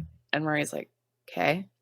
It's like, no, that's too gender neutral. Like, what do you mean gender neutral? Like, there's nothing, like, what would you like? Hello, my lady. Like, what hey, baby. Right? On the like family answering machine. Like, what? It's not like sending a text into a voicemail to somebody's personal cell phone. This is like anybody could listen to this at any moment. You don't say stuff on a voicemail. Like, and then she doesn't like that he said it was nice to see you the other night because it's vague. It could have been any night. What's he talking about? Does he know who he's calling? Like, so she's just getting so in her head about it. She's like, what if he thinks he was calling some blonde from a hopped up night at Balthazar's? What is Balthazar's? And that's a restaurant in New York City that opened in 1997 and became like an immediate like hot spot for celebrities, like extreme like celebrity sightings as far as the eye could see. So that was like the trendy it spot. Okay. All right. Yeah. She is on the fence because she also doesn't want him to call her and like her, because she doesn't want to go on a date with him, because she doesn't want to have to introduce him to her parents because her parents will like him, and then he will be hideous to her. And so she's like trying to find the reasons that he's actually not that interested in her, because she doesn't want to believe it, because she doesn't want to have to go through that either. Yeah. Because he is the right choice. As they're talking, the phone rings. Rory picks up. It's Emily with like all these questions. She's asking what her favorite color is, what her favorite flowers are. And then we have this. What about music? NSYNC or 98 Degrees? NSYNC or 98 Degrees? What kind of sick joke is this? I don't think I could choose. Well, what about that other group, the Backside Boys? You mean the Backstreet Boys? Yes, that's it. I guess if I really had to choose, I'd say NSYNC. Wonderful. The Backside Boys! Who would you have chosen? Out of NSYNC or 98 Degrees? Or the Backside Boys? Mm-hmm. Backstreet Boys. Oh, yes, 100%. 100,000,000%. Yeah. I did buy for myself. I never owned any Backstreet Boys CDs somehow, but I did buy for myself NSYNC's Celebrity album that had like pop on it, like dirty pop on it, you know. Yeah. I didn't own any Backstreet Boys CDs, and I always wished I did, because I realized I liked so many more of their songs, and I still listen to their songs, like All I Have to Give and As Long as You Love Me, and even like Show Me the Meaning of Being Lonely. Like, such a good song. I really, really like it. And if you like belt it after we start recording. No, I still listen to their music. So yeah, Backstreet Boys 100%. I have also chosen Backstreet Boys. I'm going to try to guess which one was your favorite. You would have liked AJ. Oh, yeah. Never anyone else. It was always AJ. Always AJ. All right, your turn. Who was mine? Oh, it's Nick Carter, wasn't it? Absolutely Nick Carter. I would argue that he was like my first ever crush. Either Nick Carter, and I was talking about this with my friends this week, either Nick Carter or Devon Sawa from Casper. Okay. Mm-hmm. Mm-hmm. But that's like all around the same time, because then there was the music video for Casper, right, with the Backstreet Boys. So it was all the blonde, little blonde with the haircuts there. The little mushroom cuts. And mine was always the weird looking guy who would like wore too much jewelry and had like weird facial hair and like had the sunglasses, like little tinted sunglasses, and was just like the weirdo one of the group. That was always my thing. I'm just glad it wasn't Kevin, because I thought that there was like maybe a 60%, like it could have been Kevin based on your high school teacher preference. Shakespeare goatee, little moment. No. The thing about Kevin, I knew it was AJ, but then I had like a doubt, a minute. Kevin was too reserved. Reserved for me. Too quiet and mysterious and tall. That's my jam. So at this point, after the conversation, what was going through your head? What did you think was going to happen? Oh, I knew 100% she was making a room. She was making up a room for Rory, and in my brain was trying to be critical and be like, okay, how do I feel about this? Because she's obviously not going to do it right. She's obviously, just like going to be so proud of herself for making a special room for Rory, but I find myself still really, really liking Emily a lot and trying to like get into her mind and psyche. And I really think she does think she's doing a not wholesome, but a kind and thoughtful thing. But she has no idea how. She has no idea how to actually extend and show this thing of like, Rory, you are welcome in my house and I want you to be safe. I think she thinks she's doing that. But obviously, this is completely stepping over Lorelai and anything to do with Lorelai. And it's hard. She does on purpose because she's upset with Lorelai. She's hurt by Lorelai, so she doesn't want her involvement, her inclusion, her knowledge of it happening. She's doing it to welcome Rory into her home and be closer to Rory and give Rory a safe space, while also using it as a weapon against Lorelai. It's a two-pronged approach. Like, it's something that I picked up on, or that I've noticed that you've said in several episodes, of things happening about Rory without including Rory. Mm-hmm. This is another one of those things where, like, yeah, she called her and asked her what her favorite flower is and blah, blah, blah. But she could have asked her to come over. They can look at them together. They can go pick out wallpaper. They can make it something fun. And I know she wanted to surprise her, and that's cute. But once again, she's making decisions about Rory and assumptions about Rory that should be including her. Yeah. I think what we're learning about Rory is Rory loves experiences. She loves doing things together. She loves inviting you into her life and to do things with her. She's done it so many times. At her birthday, she invites grandma out. She invites grandma into conversations, all of that. So that would have been so much better. But compare this to one of the earlier episodes of this season. So like months and months have passed, and Emily and Lorelai going out to buy a present for Rory's birthday. I do love that this time. Yeah, she's calling Rory straight up. She's not saying, "Oh, Lorelai, what might she like?" She is, going to the source. So come a long way. But also, I always really, really, really want to believe that people are not doing things with the two-pronged thing, like with the intent of locking someone out or harming or using it as a weapon. That's my naivety. But you're right, it's absolutely there. Like, whether she means to or not, it's still a thing, and she probably we get that from her later in the episode, when the first thing she says to Lorelai when they're alone is, "You don't like that she has a space away from you." So whether it's been intentionally, formulated in her mind, it's been there. It's been percolating.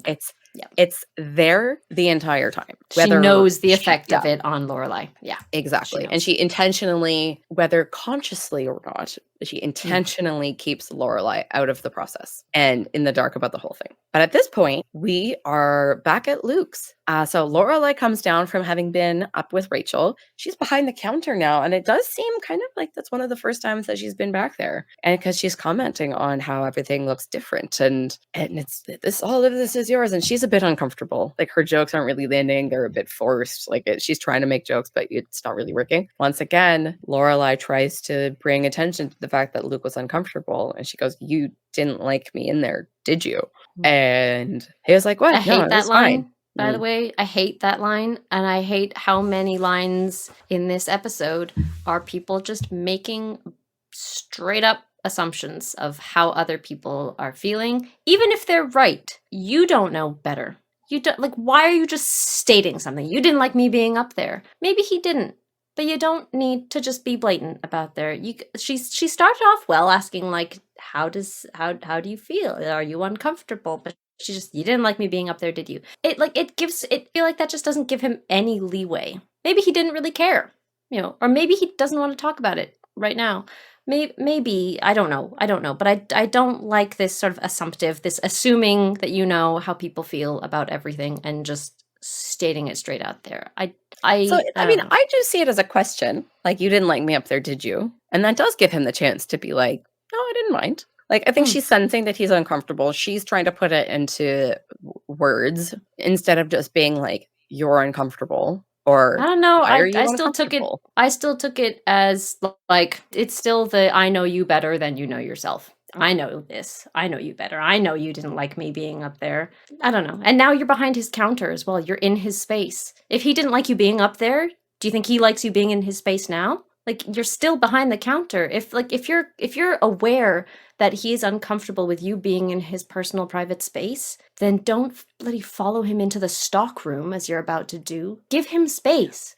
If he's uncomfortable and you care about his feelings and his comfort, then give him space.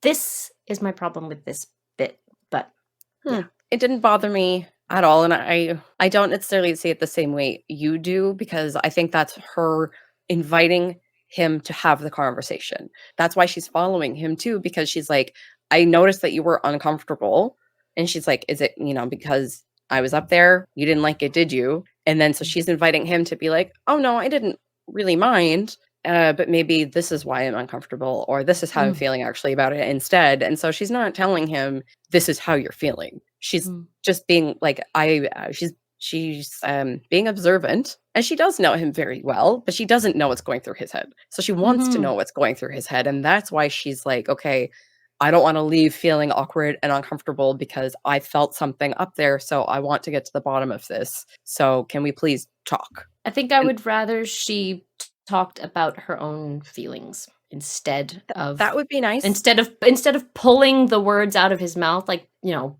like yanking a tooth, you know, if she could just speak from how she feels, she could just say, I got the impression up there that you didn't like me being there. That's the thing. You have I statements. I feel like this. I don't, you know, but it just feels really assuming. So I think that a lot of things in the series are going to drive you nuts because they do really take the approach of people not having a lot of self-awareness and then using their friends and other characters to shine light on what they're thinking. So we don't actually get a lot of like how they're actually thinking or what they're actually thinking because they always try to hide what they're thinking, but poorly. So the people around them see through their walls and their defenses, and they're the ones kind of like bringing it forward as either like a plot point or just to let the audience know that our assumptions are also being felt by the other people in the town. So I think that this does happen a lot where another person is calling somebody out on what they're feeling, and they're either avoiding or they're not admitting or they're intentionally hiding. But that's a lot of how the dialogue in this series works. Okay. I can overlook it. Yeah, because it's been like 3 episodes in a row where you've been like, why are they doing this? Like, well, that's how the writers have chosen to express their feelings because everyone's avoidant in this show. Yeah. Yeah. I like one of the next things that Luke says is he declares or assumes that Lorelai and Rachel have been talking girl talk. Yes. Oh my God. And what's funny, I think, is that the real girl talk is Luke talk. So the real thing that girls talk about when the boys aren't around is the boys. So they're talking about Luke when he's not around. It's that is the girl talk. So, yeah, they certainly did engage in girl talk, but it wasn't about, well, and they briefly mentioned French braiding hair, but you know, it's talking about Luke. Yeah, so Lorelai does follow him into the storeroom because she, again, wants to keep talking about this. And then she wants to get a sense of how Luke is feeling about the whole Rachel thing because she did say she would try to talk to him. So they're in, like you said, his space. And he's like, you shouldn't be back here. I'm the only one who's insured back here, which I think is not true. And he's just being ridiculous. And he just doesn't want her there. He doesn't want to talk about it. He's uncomfortable with the fact that they've been together. Vulnerable here. Yeah. He's so vulnerable and he is raw and exposed. Yeah. From like every angle. And she's in the stockroom. She's in the back room now. Oh my God. And she says, again, you don't like me hanging out with Rachel, do you? And so that's the 3rd time that she's like, you didn't like me in there. You don't like hanging out. You don't want me spending time with her. You're uncomfortable. And I think part of that is Lorelai projecting. She wants him to be uncomfortable with it, obviously. And so I think she's also intentionally phrasing it that way to get him to like feel or see things from that perspective. And then so he's just gives her a warning, just being like, don't get too attached. She's going to leave anyway. And Lorelai tries to be like, well, what makes you so sure this time? Like, she seems to be really happy and want to. And then he's like, let me guess. She gave you the wants to settle down and put down roots and, you know, stop the nomadic existence and whatever. And he basically says word for word what Rachel said. And at that point, we're like, oh, this wasn't like a new sentiment that she's suddenly having. It's a sentiment that she goes through each time and then leaves anyway. And then Lorelai's like, well, maybe this time if she leaves, don't you think it's possible that it's because she thinks you don't want her here? And he's like, have you guys been talking about me? There's the girl talk. And he's like, listen, I don't care if you guys hang out, just no Luke talk, which is totally fair. Like, it's crossing a line. It's friend versus, you know, like best friend, close, like very close friend and confidant, and then partner. Like, that's just please don't. Which is a very fair boundary for him to draw. Good for you, Luke. Yes, I agree. Yeah. And so, yeah, Luke is like, I've heard the speech. I know it by heart. And Lorelai just keeps fighting it. Like, stop. And he asks her, he's like, why are you taking her side? She's like, I'm not. I just want you to be happy. He's like, and you know it's going to make me happy. Like, well, didn't you want this? And he was like, yeah, I guess I did. Like, I like that he actually, instead of just keep fighting her, he thought for a second and like, okay, yeah, I did want Rachel to be here and I did want her to stay. And then this part happens. Here it is, right in front of you. Just take it. Take the plunge. She could be ready. Just jump in and believe her. Unless, there's some other reason you don't want to. Like what? Like, I don't know. There's no other reason. Okay, well, fine. Then there's no other reason.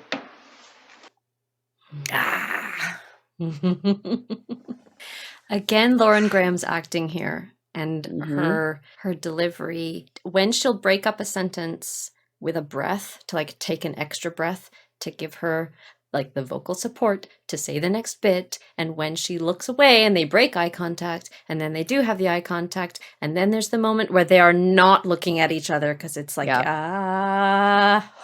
no, this is like, we are reason, and she's looking at the floor and he's looking at the box, and then they like look up and they make eye contact, like in the silence they stare at each other. It's so amazing. And like her discomfort, like she's right here in front of you. Lorelai is the one who's right there in front of him. And it's so tense. And at this point, Luke is borderline pissed. He's like, Lorelai, just come out and say it, because this is like my life and my decisions. If there's a reason and you're telling me this and you're having this conversation with me for the third time in like 2 days, just say it. Should there be a reason? Like, and she won't. And then at that point, he's like, I'm done. There's no reason. You think there's no reason. I think there's no reason. And then that's it. He says he'll think about it, and off she goes. It cuts to this like weird movie night. The opening clip that opens this scene is stolen from the episode with Todd. Because we see Todd, it's the same clip. Dean is actually way at the back. Like he's one of the ones that, so it's there's this crowd of people, they're in a queue and they're going up the steps into the whatever the building is. And you see the back of Dean's leather jacket and the back of his head, his little mushroom cut. And we see the full back of Todd. And I watched it over and over. It is the same clip, just tiny little, just like a few seconds of them stepping up the things. And it's it's Todd and Lane. Love it. Yeah, so they're going to movie night. Rory and Lorelai are there and they're chatting, and Kirk is there like shushing them, and like, my dude, the movie hasn't even started yet, and he just like needs to like get in his zone. And he says all of these ridiculous things about needing to like cleanse his mental palate before a movie. And Lorelai is being like really like a weird townie in this scene. Like she almost has like a bit of an accent, like the way that she's talking, it like brings out this like small town rural America in her, and she's just being like extra ridiculous. And then Luke and Rachel come in and they look really cute and like cozy, and they go sit at the front. And then Lorelai and Rory are talking about how like, when was the last time you think Luke went to a movie? And there's this moment where Luke leans over to like whisper something in Rachel's ear, and it's so intimate, and like the way that they're just like like it takes your breath away for a second. Like, sure. Yeah. Front row canoodling. Oh my god.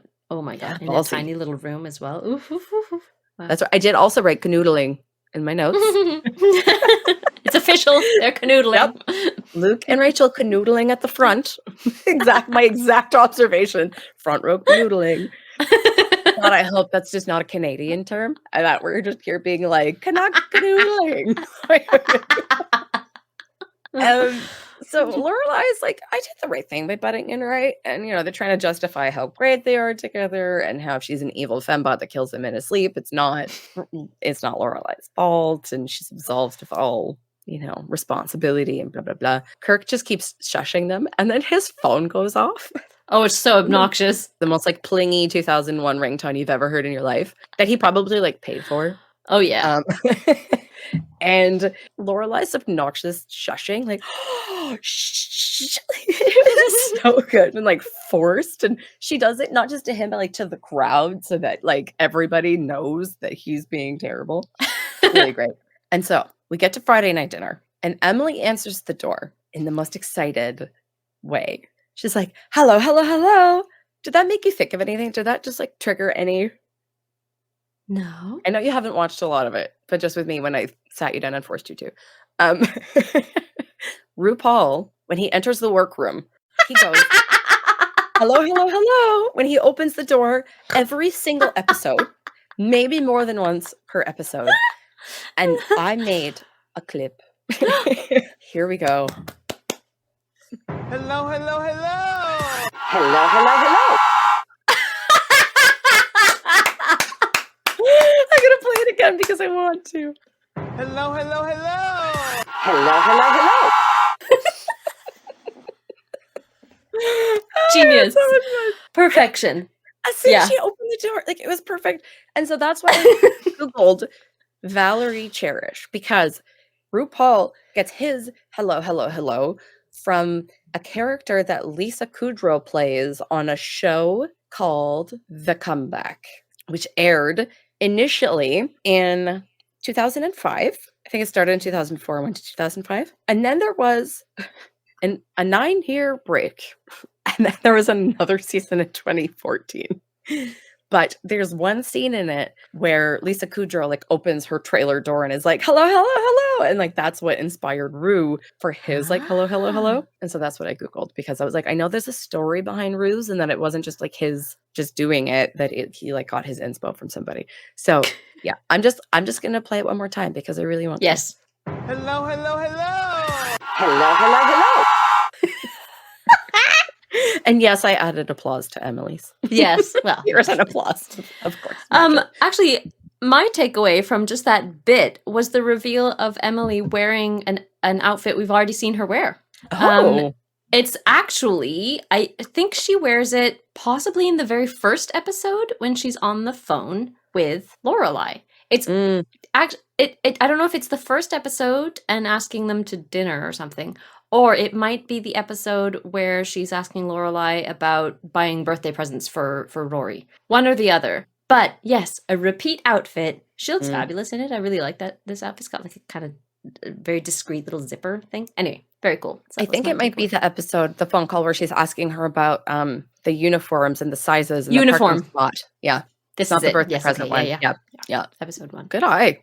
Amazing. So we get there and Emily's so excited. And she's like, come upstairs, Rory, and whisks her away. And Lorelai is like, I guess I'll follow. Like just completely shut out, ignored. And she brings her up to, well, before they do that, Lorelai tells Rory to check the rubbing alcohol. Like, what has happened to mom? This is crazy. She brings her upstairs to her room. And then we see the posters. I don't know why she asked, because there's also a 98 Degrees poster on the wall. I think she just got all 3 of them. She did. She did. Yeah. And it's the most frilly, floral, like teenage girl meets antique rich home room you've ever seen. It's horrible. There's so many like animals on the bed, and there's this like weird, a feather like, boa situation. There's like this wooden statue of like this doll, but it's like 4 feet tall. It's crazy. Was this Lorelai's bedroom? I was wondering. I want to know. I don't think so, because I think Lorelai would have been like, you turned my room into the, like, I think there would have been more of a thing. There just must be many rooms.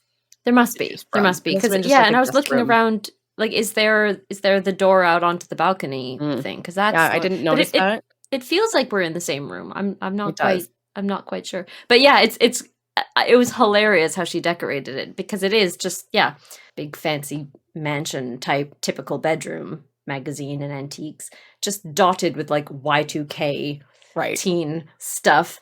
And like, I feel 2 ways about it. I feel like, wow, this is not at all what Lorelai wants to see, and this is not gonna help with Rory at all. This is not what Rory wants. But I love the image, the mental image I get of Emily flipping through like teen magazines and and trying to find out like where can I get posters of the Backside Boys and like what to maybe going off to Claire's or sending someone off to Claire's in the shopping mall Right. and like bringing home feather boas and like gel packs and gel pens and things. You know what I mean? Let's deck it out. Like that's what I love. I like that kind of thing of her just like expanding because remember her in the antique store. It's about the pieces. It's not so much about, is it really a rich fancy thing? Does it make you feel good? Do you think it's special? Like, do you like it? It's special. Exactly. She wants to get there. She has that in her. But it's not there. It's pretty empty. It's pretty empty. But it's a little attempt. I like the mental image. It is. And like she's trying and it's cute, but it's hard for Lorelai because she comes in and is like, you bought her Cosmo Girl and Hello Kitty and like boy band posters. And she's not saying it from a place of ridicule. She's saying it from a place of, you would have never done this for me. Right. You would have never done this for me. And this is, you're doing this for her. Mm-hmm. And I am gutted.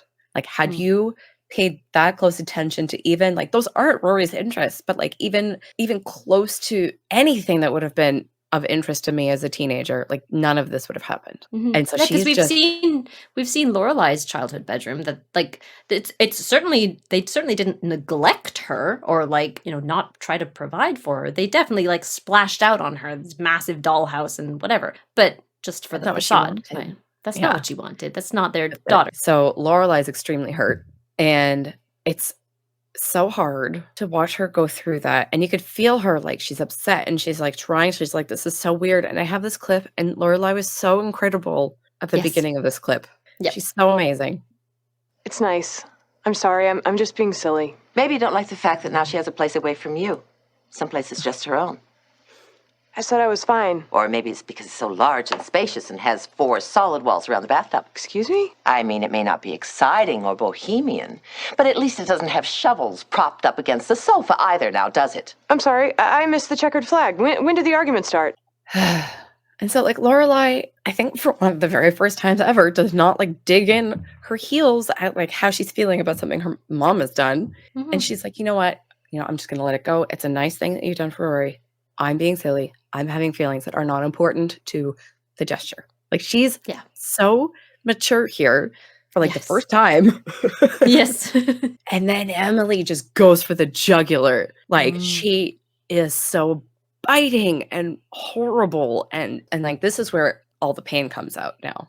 Yeah, it's the pain. That's it. It's basically the same kind of switch that happened the last episode where Emily's pain and her trying to say I'm hurt. She's obviously not going to say that. It just comes out by being ferocious. And it happens so suddenly and so quickly.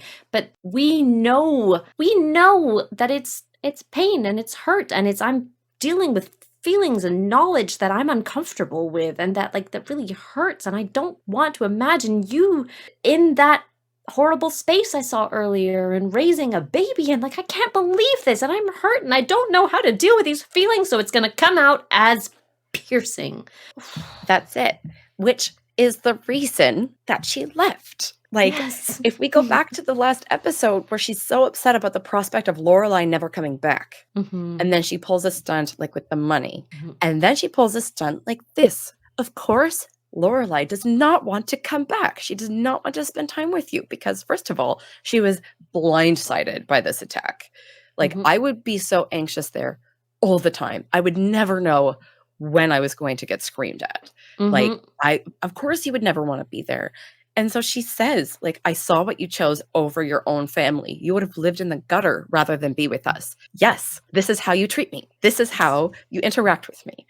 And you're hurt, but you're not talking to me about your hurt. You are attacking me with no pretense, like no warning.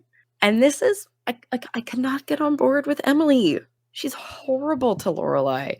As soon as it comes to the moment where she could be doing some reflection, some self-reflection, she lets us down. As soon as her pain surfaces, it's like volcano explosion. And it's because she needs someone else to blame for her pain. She will not take any responsibility for her pain and any discomfort in her life. It needs to be somebody else's fault. We don't get to see how the rest of the dinner goes, but we do get Rory and Lorelai walking home, and Rory comments on the fact that Lorelai was very quiet over dinner. She didn't say anything in the car on the way home.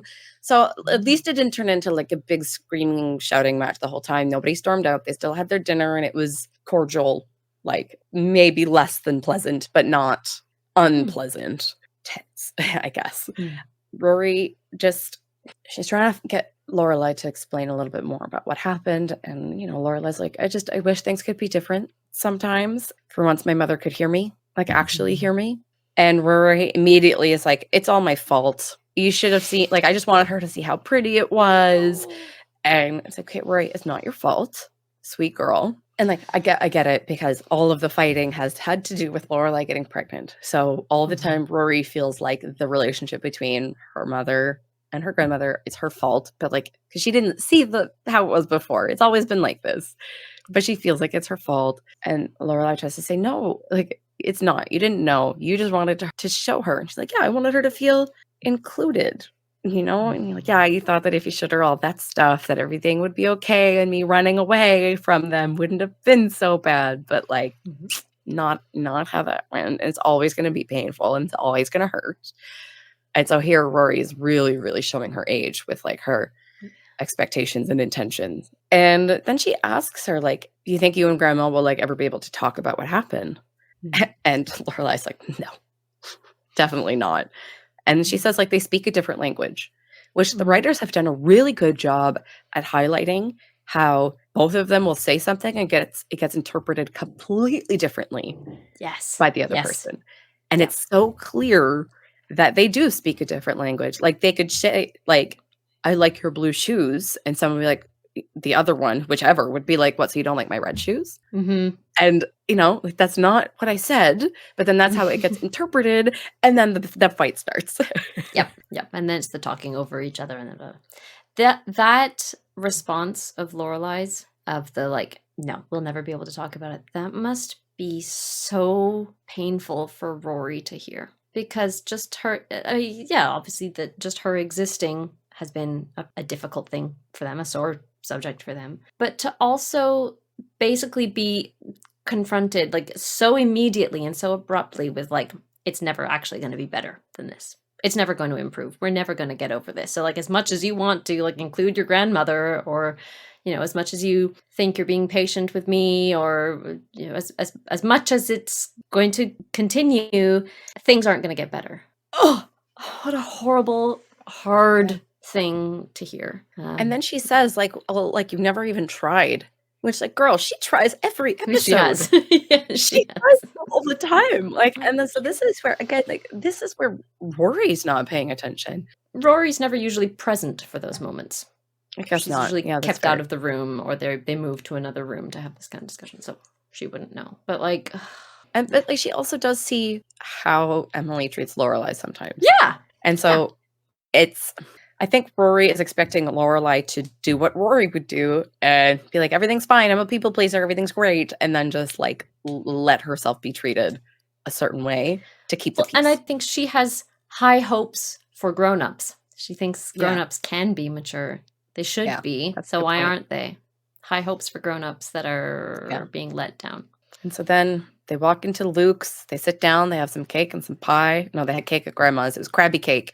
And here they're for happy pie. And Rachel comes over and thanks her for whatever she said to Luke, because now she has a drawer. He came right back upstairs, emptied out its sock drawer, which, like, it kind of sucks for Rachel that she got a drawer because the nail on the coffin kind of has been set with Lorelai. Like, if it was immediately after their conversation, he's like, fine, she doesn't want me, I'll let Rachel stay. So that kind of sucks for Rachel. But also, she's been there for weeks. She'd been literally living out of her suitcase. Yeah, I think so. Like, I think so. Excuse me, Luke, a sock drawer is the bare minimum. You could have given her a sock drawer weeks ago, even if you thought she would only be here for a bit. Don't make her live out of her suitcase, sir. Sir, you've got more manners than that. You're a better host than that. They get their coffees, and both Rory and Lorelai, take a sip. And Rory goes, does it taste different to you? Lorelai's like, yeah, it does. And then it cuts to Luke and Rachel behind the counter, just talking, being cute, whatever. And it's just this like feeling of like, oh gosh, everything's changing, everything's shifting. The coffee tastes different because I bet it was Rachel that made it. Probably. Not Luke. Mm-hmm. Yeah. Mm-hmm. And we wrap up the episode with a shot of the dragonfly. This time, it's Rory and Lorelai looking extremely cute on these like picnic blankets. Yeah. They've got their thermos of coffee. They've got plaid. They just look so... I know it's probably still spring, but it just looks like fall. Yeah. And like it looks like it's like a crisp morning. And they're with Sookie. And they're daydreaming about the inn. And Rory has just got this like optimism of like, wow, this is so cool. And like as if you might own this one day. Sookie goes from being like neurotic. She comes out like yelling about there's no kitchen space. And how can this be a bed and breakfast if there's no breakfast? And then she goes into like optimism and hope and excitement. Like, oh, we can smoke our own meats. And like, it's just like a whole thing. Like wood burning fireplace outside. Like all of this stuff. And then goes back to neurotic again. Like, where's the which I think like how it would be if you were starting a business or like going on like such a huge undertaking like this. It would be like scary, exciting, like at the drop of a hat. I totally relate to the like being all over the place with the fear and excitement. She just says the thoughts out loud. Like your brain, the thoughts will go there and back and forth and back and forth in an instant. She's expressing them all verbally. They need to like get this place open so they can get Rune and like Michelle away from Rune, and Rune managed to run away because Michelle can't run in new shoes. Yes, of course. And then they just reiterate that it's going to be a very, very, very, very long time before they actually even own this place. That it's a dream, but it's not actually close to reality. And then that wraps up the episode. Yeah, a good one. Yeah. A really good one. I liked it. Yeah. And so from here, we only have 2 episodes left in season 1. I can't believe I went ahead a little bit because I know the events that happened in season 1 and like early season 2. And then because there's only 2 episodes left, I was like doubting my recollection and my timelines. And then I was like, what? Okay. But yeah, there's still a lot coming. 2 episodes. Oh my golly. All right. Mm-hmm. And I wanted to say something. There was something that I was going to tell you, almost like warn you about the next episode, because I think you're going to hate it. Just give me a sec. I'm going to get a plot synopsis so if you can remember it, because I didn't write it. Oh, of course. I mean, next episode, we're going to get another dose of Tristan. Of course. Oh, yeah. Yeah, we can't just leave that as it is. In the most obnoxious of his forms. He is like peak Tristan. Okay. So hold on to your hat. Like just expect it. You watch me next episode. I'm here in like armor. Like, so we're here to talk about Tristan. And there's a lot of fighting. This is a season finale. We're getting there. Yeah. I have to say though, like at this juncture, I have to say that even as much as a lot of these characters are really annoying me at times, and I'm knowing that like this is not supposed to be annoying me, but it is. I'm very much enjoying this show, and I'm very much enjoying discussing it with you, and like, and it's great to watch as well. From my like performer point of view, and I'm a sometimes actress, and I try to imagine like what was the script like, and how did they interpret this from the script, and like I like getting into that kind of a zone and figuring out how I would have played that, or like what the actor might have been asked to do for particular scenes. So yeah. I'm very much enjoying myself as much as I might complain. I'm still having a good time. Yeah. Yeah. Good. Great. Okay. So next time we see each other, hopefully I have lots of good things to say and everything is great. Yes. On the other side. We'll see you on the other side. At the very least, if it wasn't good, it's over. True. So. Yeah, absolutely true. All right. Send us off, kid. Right. As always, thanks so much for joining us this week. Give us a like if you like. Leave a comment. We love hearing from you and reading what you have to say and letting us know how you're feeling about the show and the episodes, letting us know your thoughts. Do subscribe if you haven't already on YouTube, on Spotify, or wherever you stream your podcasts. I know some of you are there listening on Amazon Podcasts. Nice to see you. And Apple Podcasts as well. Apple Podcasts, everywhere. Until next time, she's been Lisa. I've been Jenny. We have been the Belladonna Watch Club, and we'll see you soon. Bye-bye. Yes!